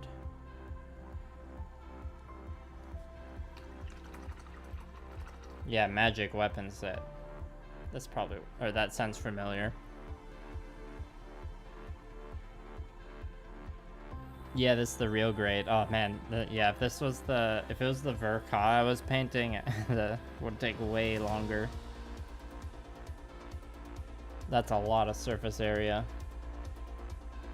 40 likes, that's pretty good.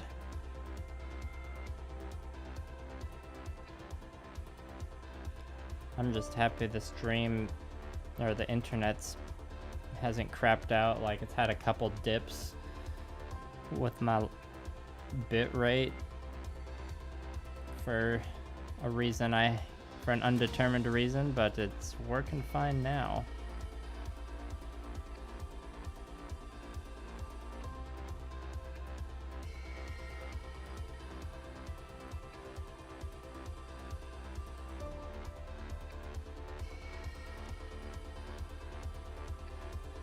Just carefully get back in there for that last one.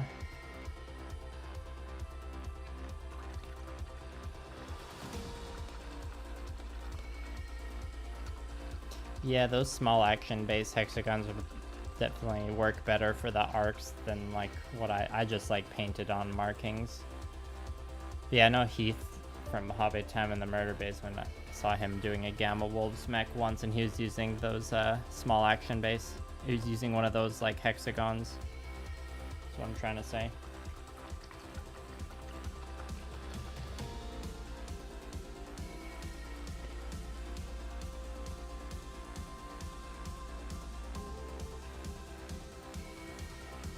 How does Gamma Wolves compare to Battletech? I never played the Battletech tabletop game. I've seen it been played a couple times at my local store.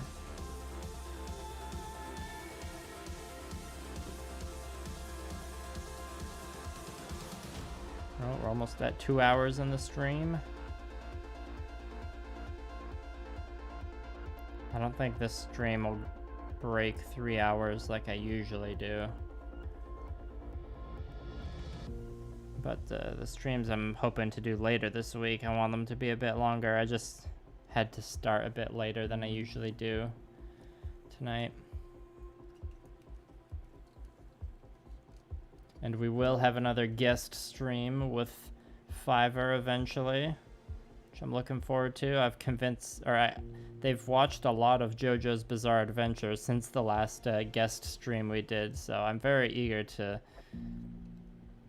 get their hot takes about that.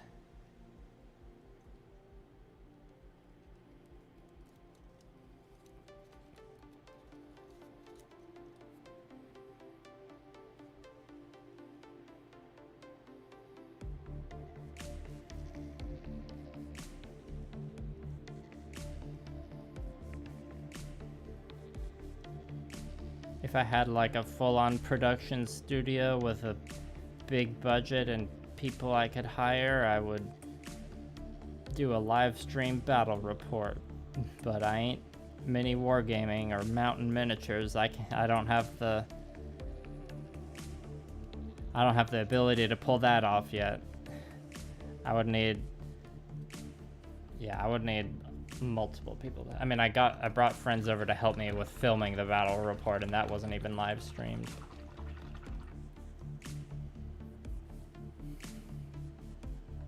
Yeah, Battletech seems like one of those, old school style games that's very spreadsheety, if that makes sense. I don't know if the game uses spreadsheets or not, but it's like from that era of games where they weren't trying to be like, or like the developers weren't worried about like, oh, how are we gonna get new people into the game? They're like, no, we need to make a crunchy mech combat game. I should probably switch to the smaller brush.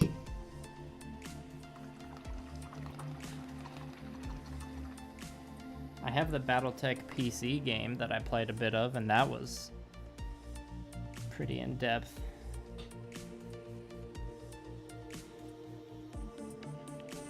I remember playing, or at my cousin's house when I was a kid, playing Mech Assault 2 on his Xbox. That's in the Mech Warrior universe, right? I think so.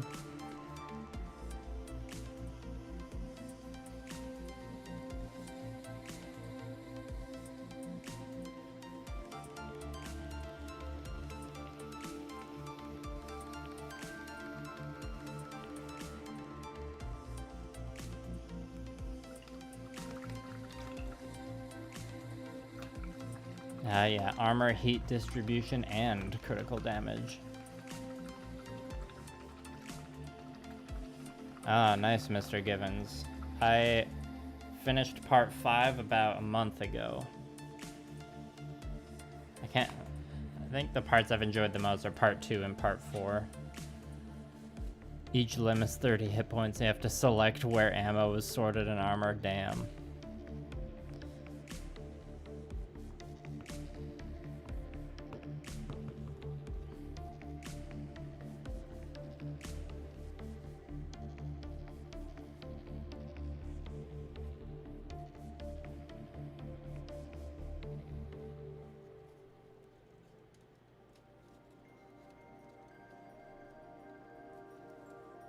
Oh, that's cool. Yeah, I think the games I played were Mech Assault, because they weren't like the tabletop game at all. It was more just like an action mech combat game.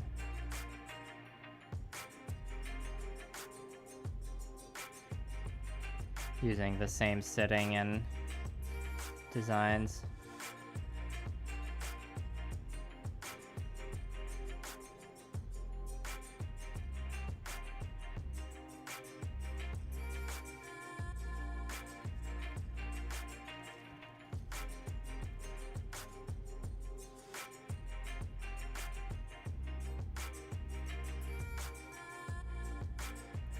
And like I've said before with other painting projects, usually I would wear gloves, or usually I don't break the gloves out until I've like put more painting work that I'm worried about scuffing up or like getting dirty with my hands. At this stage, I like opt for the more comfortable arrangement of not wearing gloves because there isn't a ton of paint on the parts that I'm touching yet.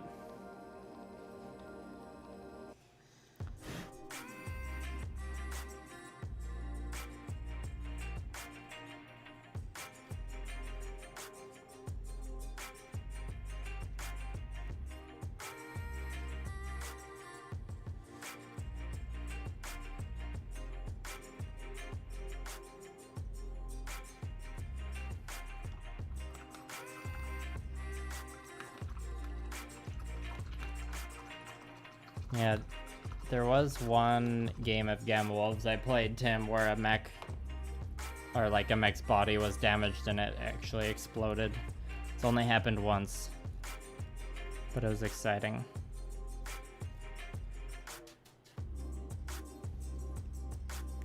Yeah, there is some detail like back here I could pick out, but I'm not going to. Even like these pipes here is debatable. Oh, the pipes in the front, you would be able to see them when the head's on, but like when the head's on, the helmet's gonna cover that part, so there's no point in painting it. Or not much point in painting it, I should say. I will paint these tubes silver, because that's what I painted the tube-like things on the other segments. And I guess I could take these tubes here. I could take this opportunity to also just, get those done. Let's switch to bronze for a bit, though.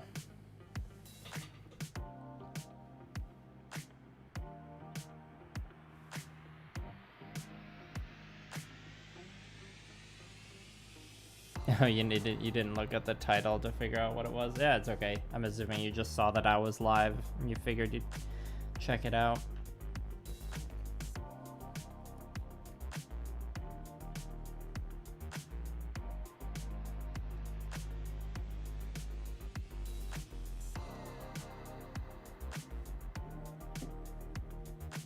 Yeah, if everything I have planned this week goes well enough, I'll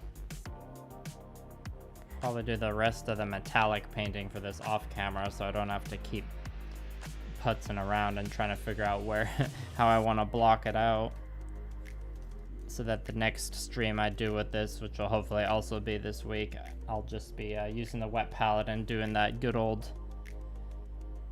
good old vibrant colors I do.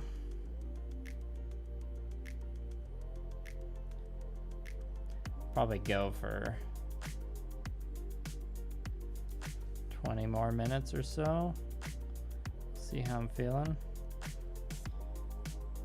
Before I end the stream, I will look at my calendar and just tell you all when the next one I have planned is, because I did block out time for it already. Now that I've had a couple weeks off of no streaming for various reasons, I'd like to go back to doing it like once a week if I can, at least.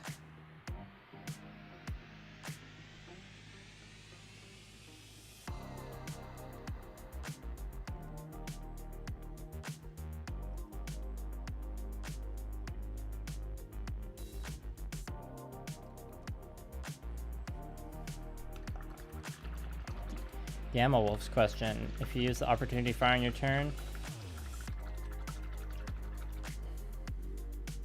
3 mechs in 2 games, a medium with jet shot cannon.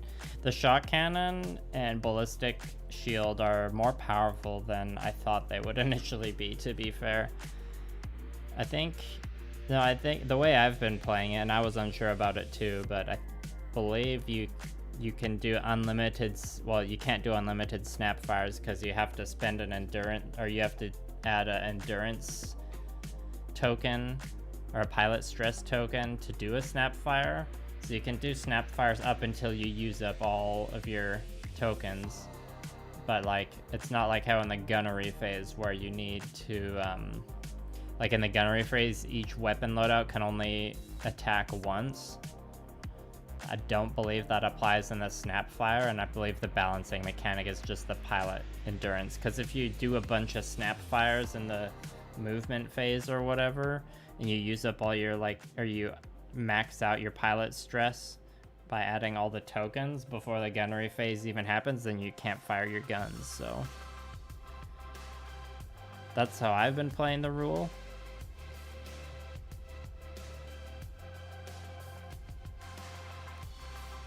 And yeah, originally I got the like twin linked attack wrong as well, because the Graze has 2 lasers. So me and my friend, we couldn't like determine, it's like, well, it doesn't make sense to do an attack with 2 lasers, because, or like do the twin linked attack, because it'll be less damage. But then like before we recorded the actual game, I like clarified the rule. It was like, oh, you still get damage from both.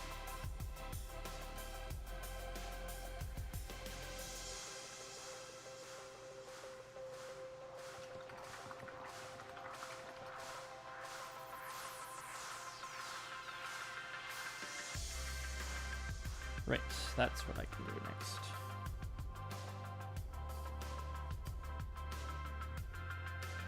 Thinned the paint just a little too much.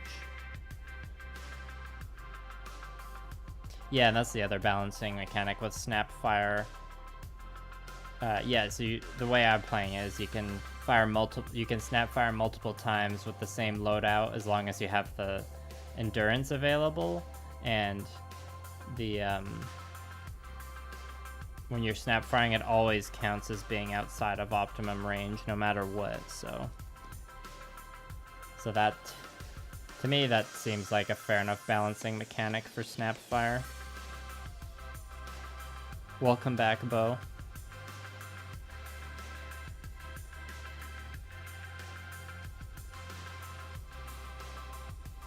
Do you have the Gamma Wolves book, Bo?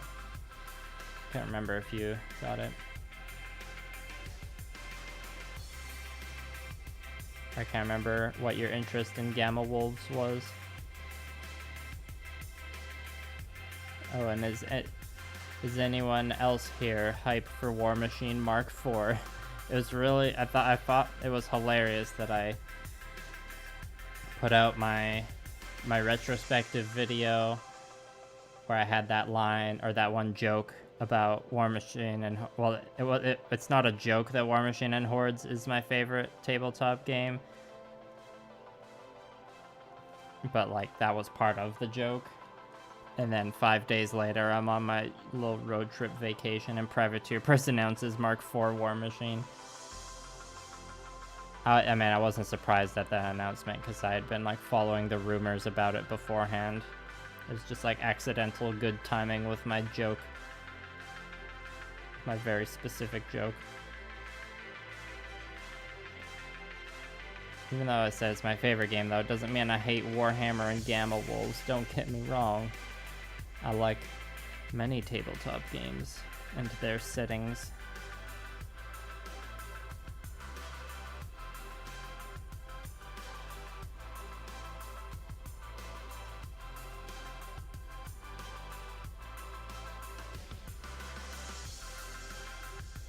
Hopefully the focus has been better now that I've been painting this larger model.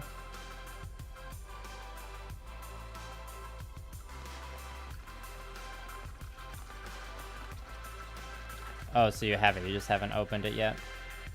Even if you never play the game, it's, for the price of the book, I think it's like a fun thing to have on the shelf. What do I think of Privateer Press 3D printing their minis? I think it's good. Yeah, overall good. I think they're making the right move. I get people's concerns about it, and I fully anticipate a lot of growing pains and quality control issues, because as far as I know, they're like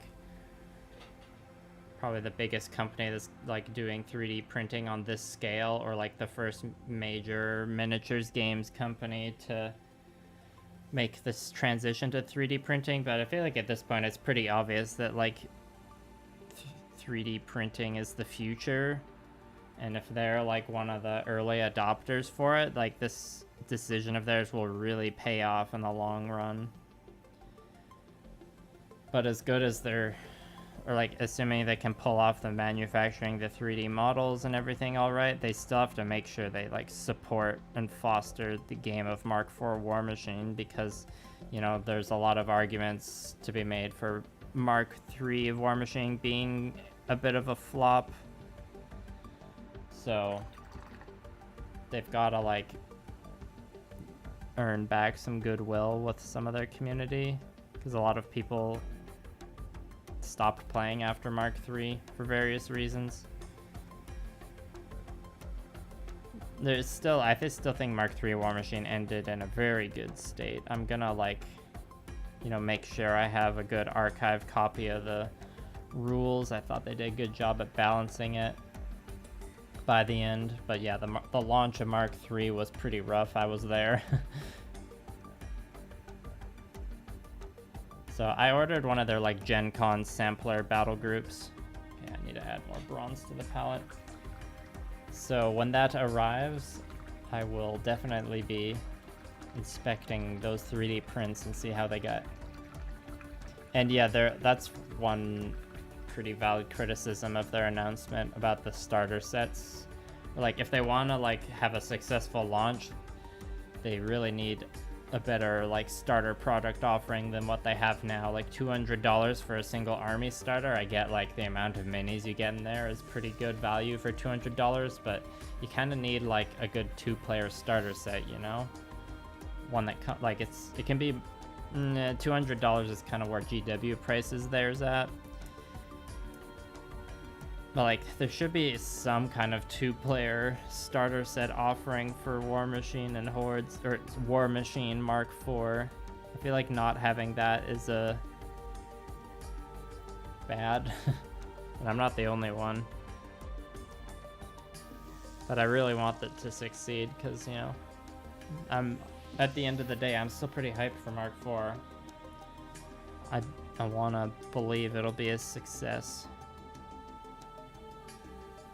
I'm pretty confident there'll be enough people in my area buying in at the beginning, at least, that I'll be able to play a decent amount of it.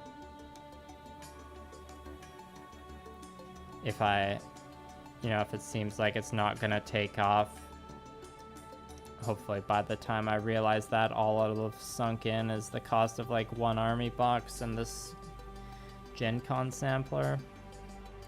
Another like issue I'm seeing is that like the slow rollout they have planned for it is just really slow. Like there isn't gonna be a 4th faction until like springtime next year, I think. And I get that they don't have the resources as, you know, a company like Games Workshop. So there's only so fast that they can put out product, especially when they are, you know, releasing stuff for other games. But it is their flagship game, and like when the faction releases are this slow, like the game's gonna launch with only 3 factions. And I know that there's some people out there that, you know, none of the factions that are currently have model previews are like, you know, grabbing them. So they're like, oh, I'm just wait for the new, like, you know, Vampire Elves faction they talked about to come out next year. But like, are they still gonna want to buy it after like waiting over half a year? We'll have to see. Maybe Privateer Press will realize this and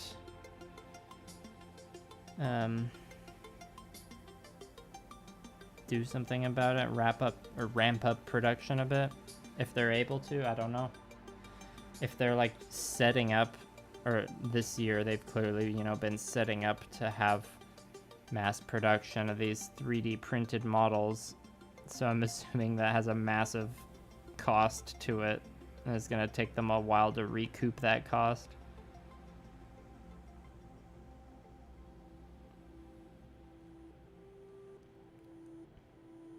You know, maybe it'll be a smash hit across the globe and they'll make a ton of money and buy even more 3D printers and get everything out faster. I guess I got to catch up on the chat now because I've been ranting about Privateer Press.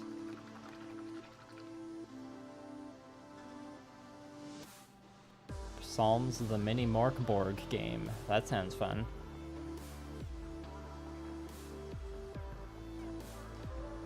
Yeah, this sounds like some good rivalry between the War Machine and Warhammer players, Tim.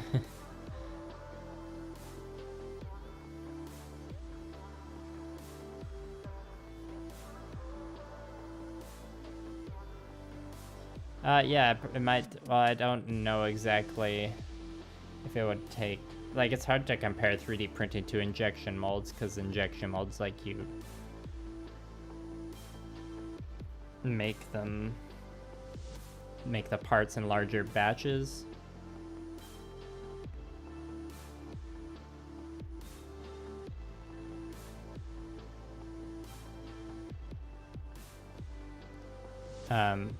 Sorry, I lost my train of thought. Yeah, no, the advantage with the reason they're doing the 3D printing is because of like the way they've engineered the models. They've engineered them with magnet cavities in them.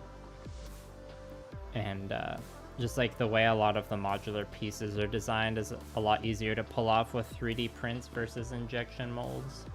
As far as I know, I'm not like an expert in the mini or model manufacturing process.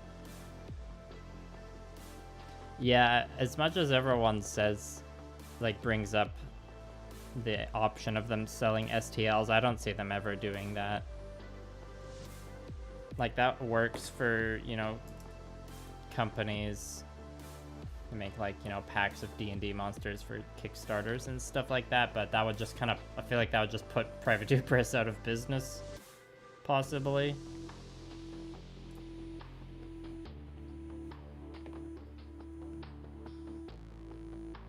I don't see that ever happening, but I get why people would bring it up. Hey, Keegan.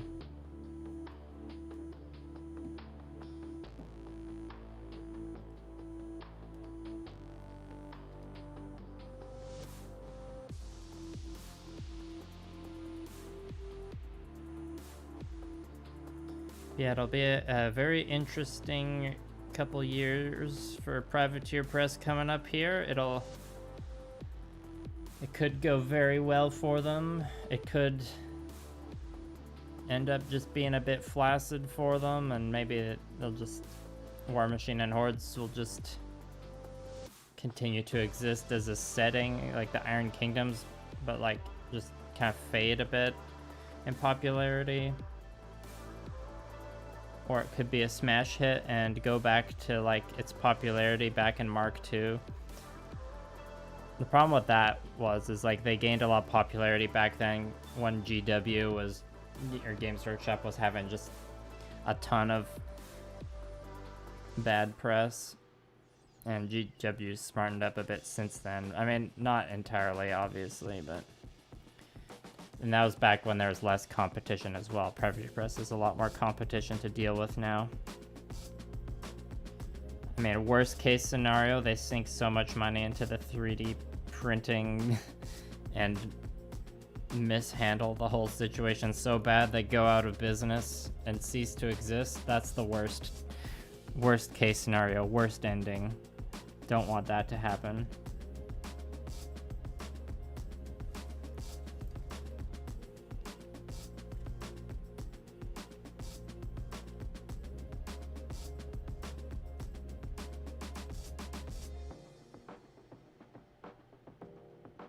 Yeah, tell me about it, Nathaniel. Yeah, I mean, there's a reason why there's a new subgenre of YouTube videos which is basically creators just talking about how burnt out they are and how hard the job is, because it's true. Making videos is a lot of work and you don't get paid fairly for it on YouTube. Believe me, I would know.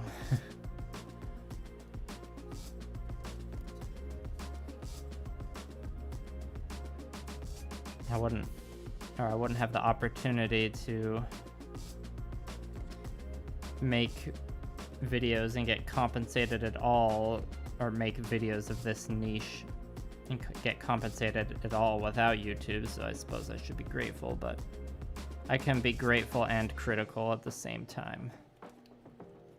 I'm not the only one that said it.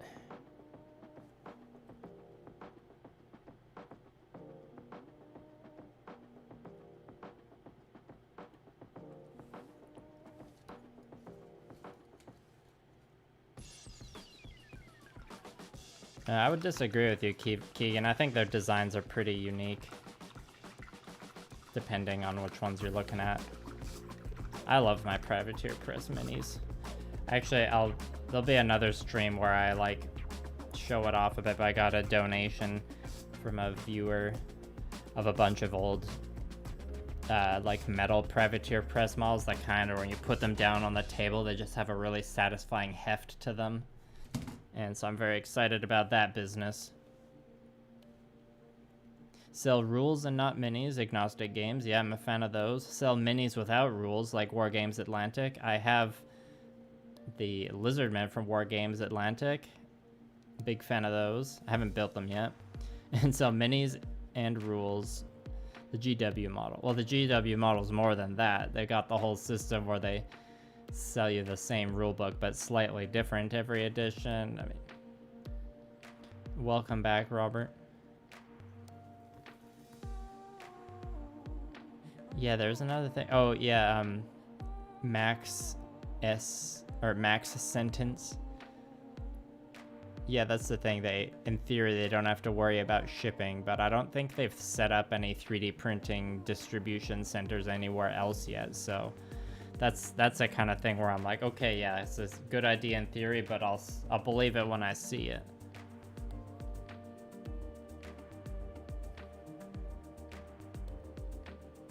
Yeah, I mean, Warhammer. Some Warhammer people will look at Gundam and have similar thoughts, Nathaniel. It's like, depends on what kind of small meticulous work you want to do. Okay, I'm gonna at least use up the rest of this bronze on the palette. Question is, where? Oh, we could use some on the scythe, though. Thanks, chat, for giving me opportunities to talk about Privateer Press and War Machine. Yeah, let's do this little part here. Bronze. Did any of you watch Stranger Things Season 4? I'm gonna relate this to minis.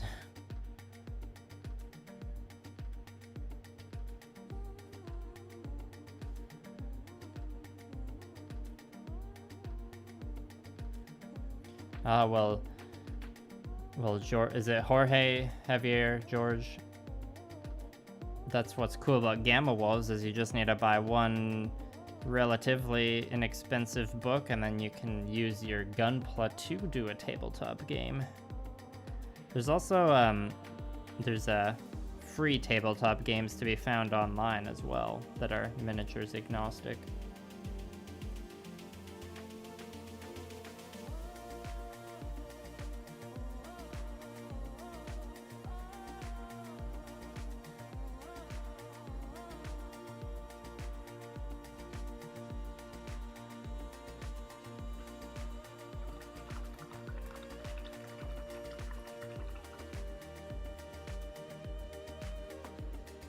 Yeah, I'm gonna just add some bronze and silver to this scythe, get it finished up, and then I'll start wrapping up the stream. Like I said earlier, I had to start a little later this time, so I'm not breaking 3 hours like I usually do, but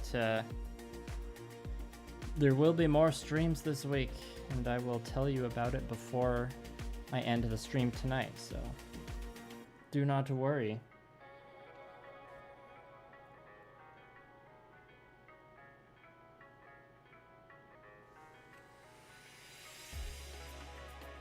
Yeah, Drukari are pretty cool, guys. I have some Drukari models, but just for kill team. I don't have any like full 40k armies. I have a multiple, or I have one, well, my Lizardman army is technically Age of Sigmar, but I haven't finished rebasing everything, and then I'm keeping my Empire army on square bases for nostalgia reasons.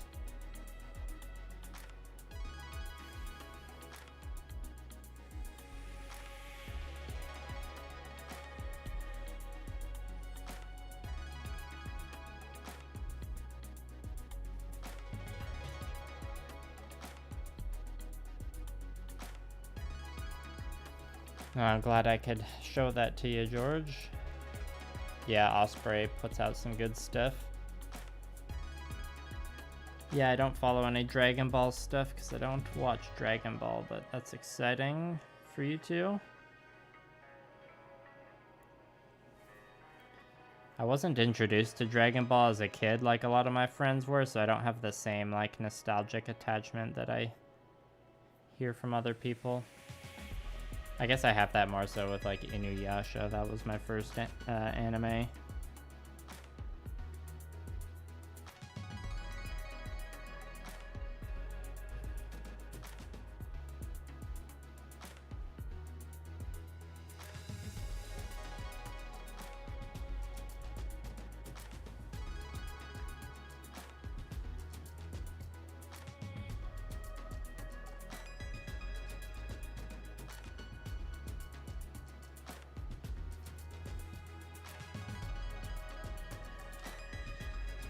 You know what, I just gotta take this off the clip too. Just gotta be careful.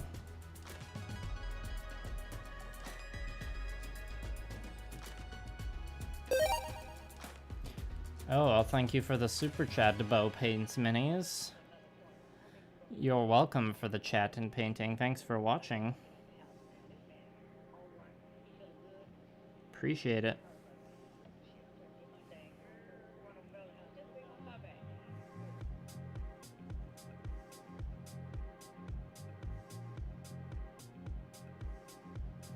Oh, looks like I got a bit on the site there. It's fine. Dragon Ball Super, superhero.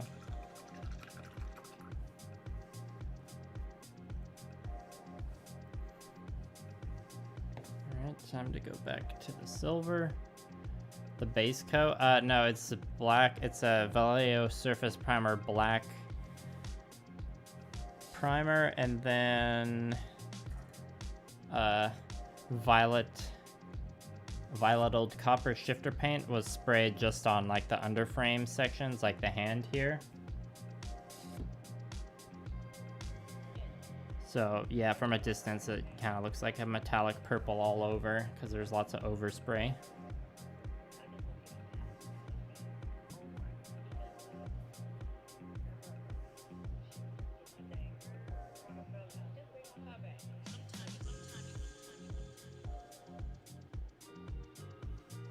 I just missed some messages there.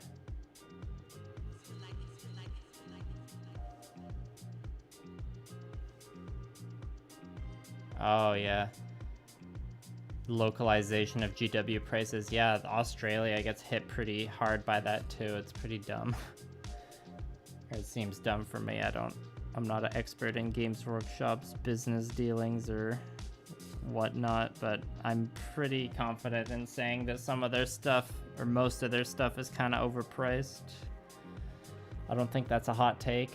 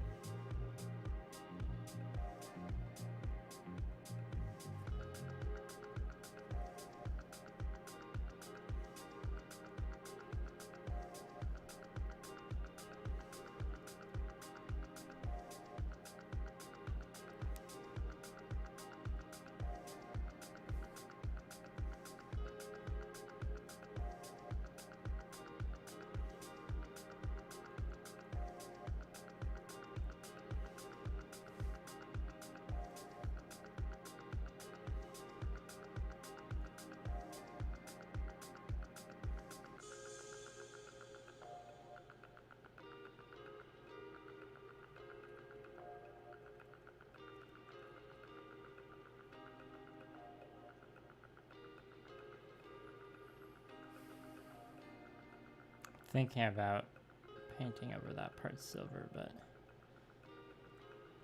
might just decide later.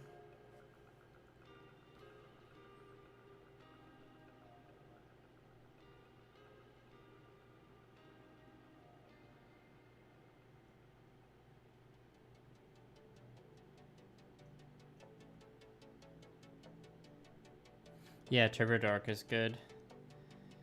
I like the Vallejo because you can put it right in the airbrush without thinning it, but the Turbo Dark ones have more interesting color shifts. Yeah, it's not a hot take. Yeah, that makes sense that they'd be replaced by 3D prints. It's not the only place it's happening either.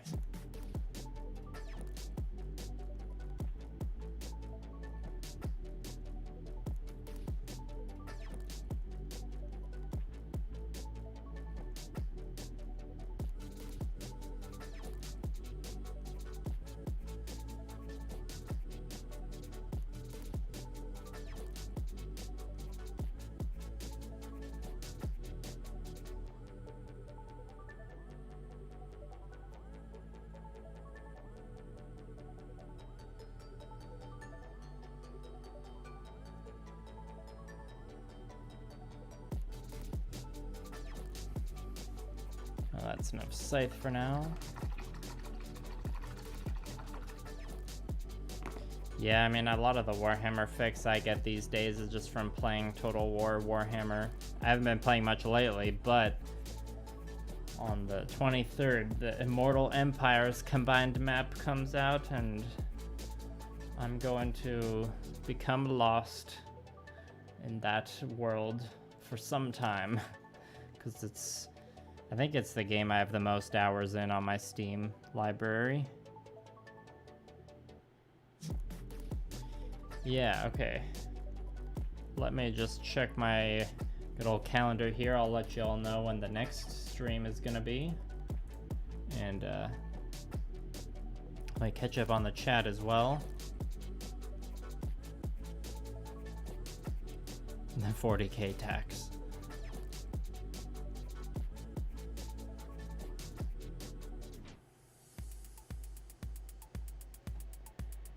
Alright, the next live stream should be on Wednesday evening, and hopefully I can start more my usual time at 7:30 instead of 8, and do my usual length.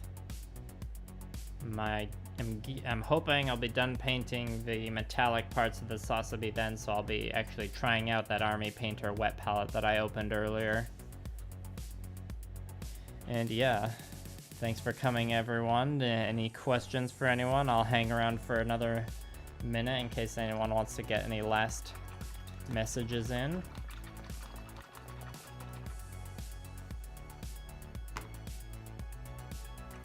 Oh, and I should show you the paint water. It's pretty fun looking. I mean, it's a little bubbly now, but it looks like we got some pretty entertaining metallic swirl in there. How's that for content?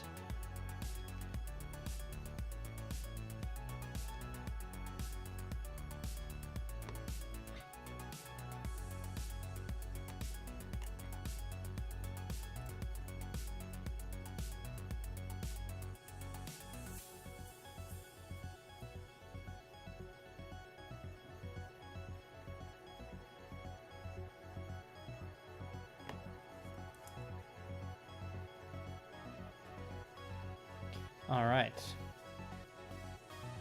I'll take it.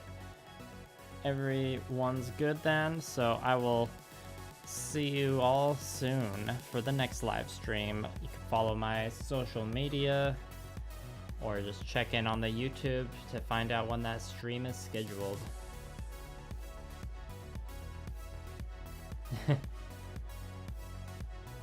Yeah, that's an enjoyable part of metallic paints for sure. Oh, I think we only made it to, I was drinking the San Pellegrino. We only made it to 4 burps tonight, I think. Unfortunately, it was a weak burp night. Yeah, and if something happens and I can't stream on Wednesday, I also want to stream on Friday. Ideally this week, I can stream on Wednesday and Friday.